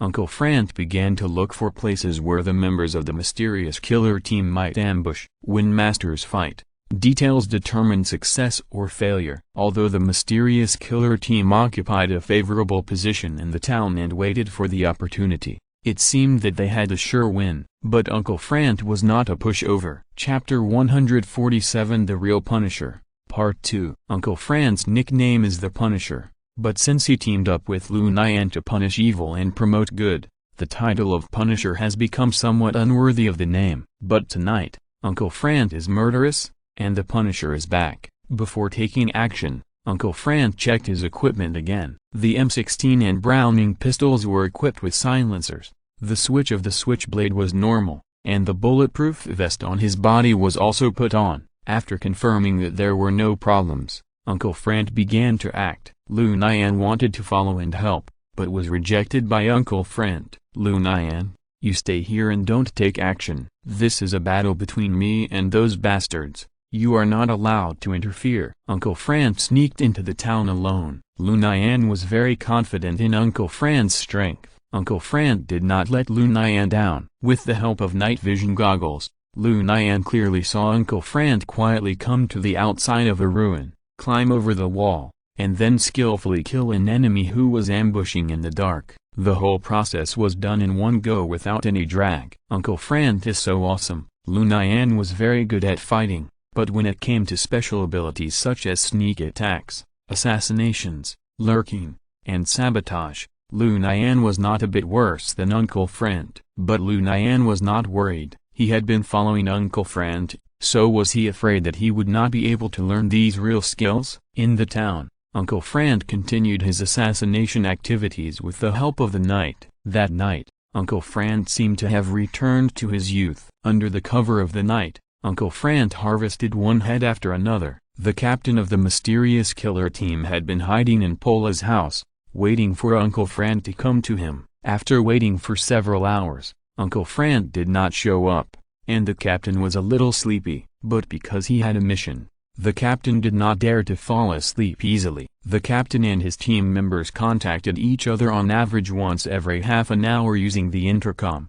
However, it had been more than 40 minutes since the last contact, and the team members still had no news. The captain felt a little uneasy. The captain picked up the intercom and called, "Is anyone listening? Are you bastards asleep? It's past the agreed contact time. Why is no one reporting?" Silence. Only silence was waiting for the captain. Something's wrong. Even if one or two people accidentally fell asleep, how could everyone fall asleep? At this time, Uncle Frank had secretly come to the outside of Pola's house. Through the night vision goggles, Uncle Frank saw that the captain was lying by the bedroom window, peeping at the street from time to time with a periscope. Uncle Frank sneaked over without making any sound. Although both the M16 and Browning pistols have silencers, They still make noises when used. So all the way here, Uncle Frank used a switchblade to cut throats. But this time, Uncle Frank miscalculated. Like Uncle Frank, the captain has a natural sense of danger. When Uncle Frank was only 2 meters away from the captain suddenly looked back. The two looked at each other awkwardly. Just 1/10 of a second later, Uncle Frank jumped up from the ground, holding a switchblade, and rushed towards the captain. The captain's reaction was not slow either, and he immediately took out a dagger from his leg to fight back. This battle was definitely the most dangerous battle in Uncle Frank's life. The captain was a cyborg, and his physical fitness was comparable to Lu Nian. Uncle Frank was praised by Nick Fury, the director of SHIELD, as the strongest human on the surface among ordinary paper. Smash, smash, the switchblade and the dagger brushed against each other in the air again and again. In just a dozen seconds, both of them walked to the gates of hell several times. Bang! The two men hit their knees once and each took 5 steps back. You are the Punisher, right? You are really good at fighting. Who are you? I'm a mercenary. I know you are here to kill me, and I don't blame you. But why did you massacre the people in the town? Because they refused to cooperate with me. Nonsense. They don't even know my true identity. How should I know? Asshole. Beast. Humphrey. If you had surrendered obediently, they wouldn't have died innocently. After all, it was you who killed them. Nonsense. No matter what, I must kill you today. It's up to you. I was just worried that I couldn't find you, and you showed up yourself. The captain grabbed the walkie-talkie and shouted, "So everyone gather here immediately. The Punisher has appeared." Stop shouting. There are only you and me left in town. What? Question mark. How did you do it? Since you know my name is the Punisher, you should know that this nickname of mine was not bought with money, but earned through real fighting. Humphrey, no matter how powerful you are, you will die today. I will definitely kill you. The captain quickly took out a pistol from his waist and shot at Uncle Frank. Uncle Frank rolled sideways and hid behind a wall, raising his M16 to fight back. Paula's house had been burned down by the fire, and now it was just like an open-air house. Only a few walls were left in the ruins that had not been completely burned. The captain wanted to suppress the M16 with his pistol, but it was impossible. Seeing Uncle Frank hiding behind the thick wall, the captain immediately jumped and hid under the window. The captain took out the AK-47 from his back and fought back. The two men started shooting at each other across the bedroom. Uncle Frank was wearing night vision goggles, which seemed to be an advantage, but the captain's body had been modified and his night vision had been enhanced. The two men were equally matched. Soon, the bullets of the M16 and AK-47 were all used up. Uncle Frank threw the M16 aside, took out the Browning pistol, and continued to shoot. While shooting, Uncle Frank tried to close the distance between the two men. The captain had the same idea in mind and took out his pistol to shoot. The two men moved to the same side while shooting along the bedroom. When the pistol was used up, the two men were less than 3 meters apart. Uncle Frank decisively took out his switchblade and rushed forward. It was too late to change bullets at this distance, so the captain once again took up the dagger to fight. The two exchanged more than 10 moves, and the captain seized a flaw and kicked Uncle Frank away. Haha, the Punisher is just like this. Uncle Frank spat out a mouthful of blood and knelt on the ground gasping for breath. Uncle Frank shook his head to the right and spit, and accidentally saw Paula's body hanging on the electric pole on the side of the road. Uncle Frank was instantly furious. The blood in his body was burning. Ah! Uncle Frank screamed and rushed towards the captain again. This time, Uncle Frank was the one who laughed last. Uncle Frank deliberately exposed a flaw to let the captain use his knee to attack. But at the same time as the captain attacked, Uncle Frank fiercely stabbed the switchblade into the captain's thigh. The captain felt the pain and punched Uncle Frank away. As soon as Uncle Frank's body hit the ground, the captain rushed over angrily. Swoosh! At such a close distance, the switchblade in Uncle Frank's hand accurately stabbed the captain's throat. The captain's neck immediately bleeds and he soon falls to the ground. Chapter 148 The Punisher leaves. The town returned to tranquility again. Only the smell of burning and blood in the air reminded that a massacre had taken place here. Uncle Frank felt the pain in his body and took out a pack of cigarettes and a lighter from his pocket with difficulty. With a breath of foul air exhaled from his mouth, Uncle Frank was able to temporarily forget all his troubles. Lu Nian did not watch the whole process of the duel between Uncle Frank and the captain. But Lu Nian saw Uncle Frank sitting there smoking. Lu Nian immediately understood that Uncle Frank had the last laugh. Lu Nian ran towards Uncle Frank quickly. "Uncle Frank, you won?" Uncle Frank nodded silently. "Uncle Frank, can you tell me what happened now? Didn't you see it all? A group of people came to assassinate me, but I ran away. Then they killed everyone in the town. I. Tears could not stop falling from the eyes of this strong man. And this is what he meant by a tough guy with a tender heart. "Uncle Frank, I thought you were dead these days." "I did die once." "Uncle Frank, why didn't you call me? This town rarely contacts the outside world, and I was seriously injured and couldn't leave. I could only wait." "Uncle Frank, do you know who is chasing you?" Uncle Frank took a deep puff of his cigarette when he heard this. "I don't know, but I'll know soon." "Uncle Frank, I'll help you get revenge." "No need, Lu Nian. You may have to spend the next period of time on your own." "Uncle Frank, what are you going to do?" "I'm going to take revenge on the mastermind, avenge all the innocent people who died in this town, and avenge my lover." Lu Nian keenly noticed the word lover. "Uncle Frank, you need help for revenge, right?" "I'll help you." "No, I don't want to involve you. I need to investigate it carefully." "Uncle Frank." Uncle Frank suddenly roared impatiently. "Lu Nian, listen to me. If you die too, I'll go crazy. For your safety, just stay in New York and wait for me to come back." "Uncle Frank, I'm not a child. I know how to do things. I don't need you to tell me what to do and what not to do. I promise you, I will come back alive." Uncle Frank said here, looked up at Lu Nian. His tone became gentle. "But before that, you have to take good care of yourself.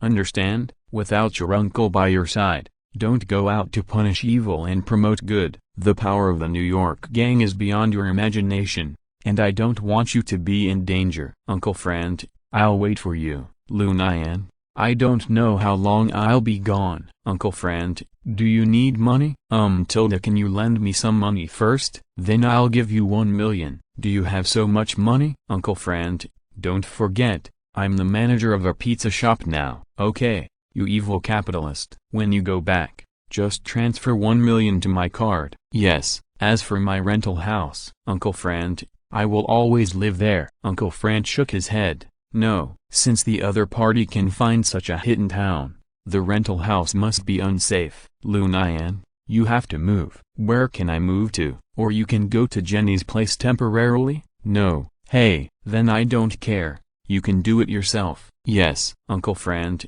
what should we do now?" "Call the police and leave here." But before that, Uncle Frank threw the cigarette butt on the ground and stomped it out. Lu Nian saw Uncle Frank walking in front of a female corpse and crying bitterly. Uncle Frank hugged the corpse and left the town. Lu Nian also called the police. However, the town was too remote, and it took at least an hour and a half for the police to arrive, which was enough time for Lu Nian and Uncle Frank to leave safely. Outside the town, Uncle Frank buried Pola himself. Although the time they spent together was short, Pola occupied a place in Uncle Frank's heart. The pain of losing his beloved twice made Uncle Frank's heart even colder. Apart from Lu Nian, Uncle Frank no longer needed any friends around him. Lu Nian and Uncle Frank returned to the rental house. Uncle Frank did not rest, but started to pack up his equipment and prepare for a long journey. After Uncle Frank left, Lu Nian was homeless. At this time,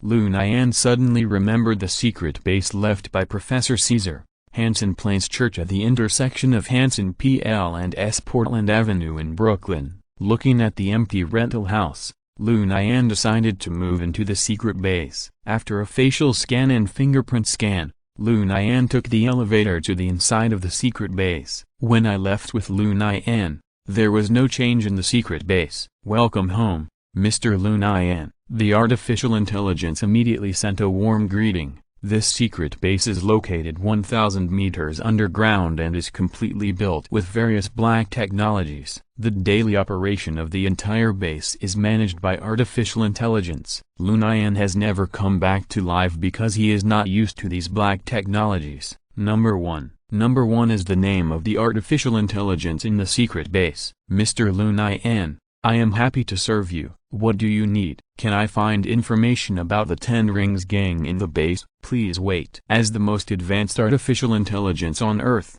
Number 1 can easily break through all firewalls on Earth and find out all the secrets on Earth at will, as long as there is a network. Number 1 can do whatever he wants. The current Earth is inseparable from the network. Soon, Number 1 found all the secret information of the Ten Rings gang. Mr. Lu Nian, here is all the information about the Ten Rings gang. So fast? Only 1 minute had passed since Lu Nian gave the order. Mr. Lu Nian, I am a super artificial intelligence. For this Earth, I belong to a high-level mechanical life. Okay, start introducing myself to me. Lu Nian did not dwell on Number 1's question and began to check the information of the Ten Rings. Yes, Mr. Lu Nian. Number 1 turned on the projector and started to introduce while playing the slides. Speaking of the Ten Rings, we must mention the founder of the Ten Rings, Mandarin. Mandarin is a legendary figure. According to my calculations, he is 93 years old this year, but his appearance is no different from when he was 30 years old. Mandarin was born. Number 1 presented Mandarin's life resume in full in the form of slides in front of Lu Nian. Chapter 149 Return to Base. The Mandarin is so powerful. Of course, in terms of strength, the Mandarin can be ranked in the top 10 on Earth. Then where do I rank? Top 100. What about Uncle Front? Uncle Front? Wait a second. There is only one person who fits the identity of Uncle Front mentioned by Mr. Lu Nian, Frontcaster. Nicknamed the Punisher. His strength is also ranked in the top 100 on Earth. Then who is stronger between me and Uncle Front? Of course Mr. Lu Nian is stronger. Uncle Front is the strongest ordinary human on Earth, and Mr. Lu Nian has gone beyond the scope of ordinary humans. By the way, don't you have anything to explain to me about the night potion? Explain what? Why did I become a mutant? Mutants are also part of the Earth. According to my calculations, there are currently hundreds of thousands of mutants living on Earth. It's just that among these hundreds of thousands of mutants, most of them are at the Epsilon level, which is no different from ordinary people. They don't even know that they are mutants. What's the matter with Professor X? Who is he? Lu Nian immediately thought of the mysterious Professor X who had invited him before. A few seconds later, Number 1 started playing the slides again, but this time the protagonist of the slides changed from Mandarin to Professor X. Professor X, whose real name is Charles Francis Xavier, was born in New York, USA. He graduated from Harvard University at the age of 16 and holds doctoral degrees in genetics, biophysics, psychology, etc. Professor X is an alpha-level mutant. Professor X's superpowers are telepathy and mind control. Professor X established the X Academy to provide a habitat for all mutants so that they can be fully protected. Oh my god, Professor X is actually an alpha-level mutant. Fortunately, I didn't attack Professor X at that time. Otherwise I would be dead? Yes, Mr. Lu Nian, if you fight with Professor X, your chance of winning is 0.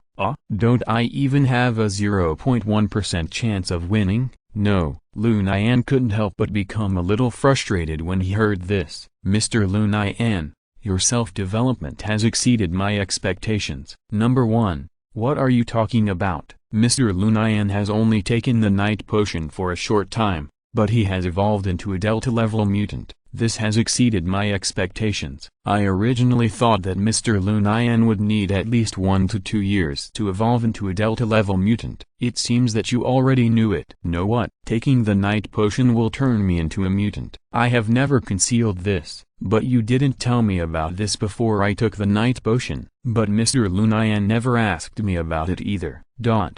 Number 1's answer was impeccable, leaving Lu Nian speechless. Forget it. I won't pursue this matter. Please continue to introduce the Ten Rings gang to me. Okay, Mr. Lu Nian. Number 1 started playing the slides about the Ten Rings gang again. The Ten Rings Gang was founded by Mandarin with the goal of conquering the world. The Ten Rings Gang is currently the most powerful evil organization on Earth. The structure of the Ten Rings Gang is, with the introduction of number 1, Lu Nian had a comprehensive understanding of the Ten Rings Gang. Number 1, who assassinated Uncle Frank last night? After a few seconds, number 1 gave the answer. The one who assassinated Uncle Frank last night was the Blade Hall, to which the Ten Rings Gang belongs. Blade Hall? Blade Hall is a killer organization under the Ten Rings Gang. The members of Blade Hall are all retired soldiers from various countries.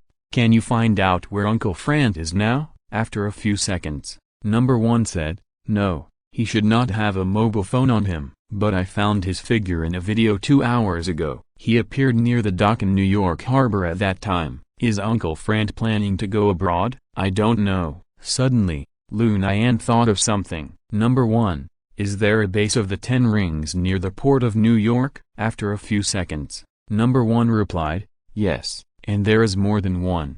Can you find the specific location? Yes. Number 1 projected the 3D map of New York in front of Lu Nian. There are 3 red dots on the map, which are the bases of the Ten Rings. Number 1, if I fight with the Mandarin, what are my chances of winning? 0. Huh? Why is it 0 again? Yes, the Mandarin is stronger than Professor X. Mr. Lu Nian's chance of winning is 0, I will never miscalculate. Mr. Lu Nian, you don't have to feel sad. As long as you train hard, you can become as powerful as Professor X. Number 1, if Professor X fights with Professor Mandarin, what are his chances of winning? 37.5%. Hearing this answer, Lu Nian felt even more bitter. I didn't expect that even Professor X's chance of winning is so low. Number 1, what are Uncle Frank's chances of winning against the Mandarin? 3.25%.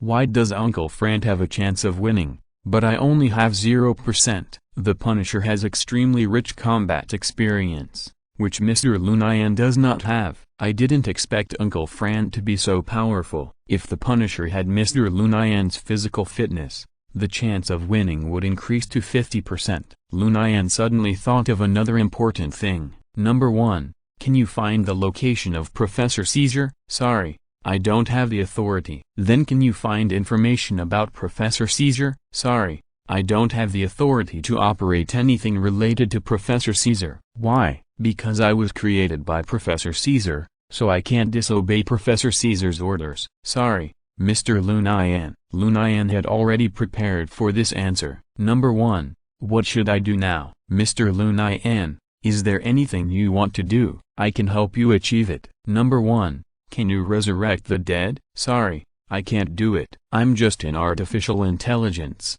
not a god. Hey, I knew it would be like this. Number 1, then do you have any way to resurrect the dead? Sorry, no. Number 1, I have nothing else to do. I want to take a nap now. Mr. Lu Nian, please. Lu Nian returned to the familiar bed and fell asleep. In his dream, Lu Nian saw his parents, mother, grandfather, grandmother, and the whole family living happily together. Chapter 150, Full Warehouse. But suddenly, the scene changed, and Lu Nian saw that his father, mother, grandfather, and grandmother all turned into sand and drifted away with the wind. No. Lu Nian sat up suddenly, awakened from his dream. Just now was a dream? Lu Nian glanced at the time, and it was already past 1 in the morning of the 24th. Lu Nian was frightened by the dream just now and broke into a cold sweat. Lu Nian smelled his body, and there was a sour smell. Fortunately, there was everything in the secret base. Lu Nian quickly ran into the bathroom and took a shower. After taking a shower, Lu Nian felt refreshed all over. Gurgle. At this time, Lu Nian's stomach protested. Lu Nian had not eaten anything since yesterday afternoon. Hey, I can only eat nutrient solution. There was food in the secret base, but it was all bottles of yellow nutrient solution. The nutrient solution was only used to fill the stomach, but the taste of the nutrient solution was not very good. After all, it was synthesized by number 1 using black technology. Lu Nian knew that the existence of this secret base was itself a black technology. Number 1, Mr. Lu Nian. Prepare a few bottles of nutrient solution for me. Yes. On a synthetic vessel in the secret base, accompanied by a flash of light, 10 bottles of nutrient solution suddenly appeared on it. Lu Nian grabbed a bottle of nutrient solution and drank it in one breath. A trace of pain appeared on Lu Nian's face. The taste of synthetic food is really not good, but it is an indisputable fact that it can fill the stomach. Number 1. Mr. Lu Nian, what can I do for you? Can you make some normal food? Sorry, Mr. Lu Nian. Well, I didn't have much hope, Mr. Lu Nian. The main reason why I can't make food is because I don't have the raw materials. If you can buy more vegetables, fruits and other raw materials and put them in the base's warehouse, I can make all kinds of delicious dishes according to the recipes on Earth. Lu Nian's eyes lit up immediately after hearing this. Number 1. Are you serious? Yes, but the base's warehouse is too small. How much can it hold? Mr. Lu Nian, the warehouse of this base uses space overlap technology, so it doesn't matter how much it can hold. No way, Mr. Lu Nian. You don't have to doubt the level of technological development of this base. I guarantee that it will be at least 1,000 years ahead of Earth. I believe it. Then I'll go out shopping in a while. When Lu Nian thought about not having to eat nutrient solution every day in the future, he felt that he was really happy. When Lu Nian joined the Hellfire Club, Azazel, Red Devil, gave Lu Nian a mobile phone and a bank card with $10 million in it. After Lu Nian gave Uncle Frank $1 million, he still had $9 million left. $9 million would be enough to buy vegetables and fruits for Lu Nian for a lifetime. At this time, a terrible idea suddenly popped up in Lu Nian's mind. Number 1. What do you want, Mr. Lu Nian? Can you transfer all the money in the world to my bank card? It's a small matter. But Mr. Lu Nian, if I really do this, you will bear the wrath of the whole world. I can help you transfer the money in, and I can also help you erase all the transfer records, but you can't explain to everyone that such a large amount of money suddenly appeared in the card. After all, I am just an artificial intelligence, not an omnipotent god. I can't brainwash all the people on Earth. Okay, I'm just talking. Don't take it seriously. Lu Nian drank all 10 bottles of nutrient solution and patted his stomach with satisfaction. Although the nutrient solution tasted terrible, it was indeed very filling. Lu Nian looked at the time. It was still midnight, so Lu Nian decided to sleep again. The next morning, Lu Nian found the phone numbers of several suppliers on the internet and ordered large quantities of rice, fish, vegetables and fruits. Number 1. How do we move so many vegetables and fruits to the base's warehouse? Mr. Lu Nian, this is easy to do. The base has mastered the space displacement technology, which can achieve short-distance point-to-point transmission. I will directly transmit the vegetables and fruits to the base's warehouse. That's so convenient, eh? Then can I also use space displacement when I return to the ground? Sorry, Mr. Lu Nian. Space displacement technology can only transmit dead objects. Oh, that's really a pity. At noon, dozens of containers were placed at the gate of the secret base, all of which were fresh ingredients ordered by Lu Nian. Lu Nian asked the delivery person to come back in an hour to take the containers away. Number 1 completed the transportation work in less than a minute. The base's warehouse is a black technology. Not only is the capacity amazing, but it also keeps fresh forever. If the Earth really reaches the end of the world one day, Lu Nian can hide in the base and live a peaceful life. Seeing that Number 1 had finished carrying, Lu Nian could not wait to return to the secret base. Number 1, I want to have a big meal at noon. Okay, Mr. Lu Nian. This time, it took a long time to cook. Number 1 only took 1 second to make the food, but it took 10 seconds to think about what food to make. Steak, lamb chops, chicken chops, pork chops. Number 1 made 4 kinds of steaks for Lu Nian to eat. Not only that, Number 1 also used synthesis technology to simulate more than a dozen dipping sauces, which was convenient for Lu Nian to change his taste. Number 1, since you can simulate the dipping sauce, why does the nutrient solution taste so bad? The main ingredients of the nutrient solution are water, inorganic salts, sugars, fats, proteins and vitamins. These elements mixed together must not taste good. Moreover, The nutrient solution is only to ensure the basic needs of the human body, without considering the taste. As for the dipping sauce I simulated, it is not a real dipping sauce, it just tastes like a dipping sauce. I see. The food made by number one is more like a product made on an assembly line, with a superficial appearance and a very ordinary taste. After all, number one is just an artificial intelligence. No matter how black technology is, it can't be made exactly like a chef. But Lu Nian didn't care about all that, as long as it was edible. No matter how bad the food tasted, it was better than the nutrient solution. Although the steak made by number one tasted ordinary,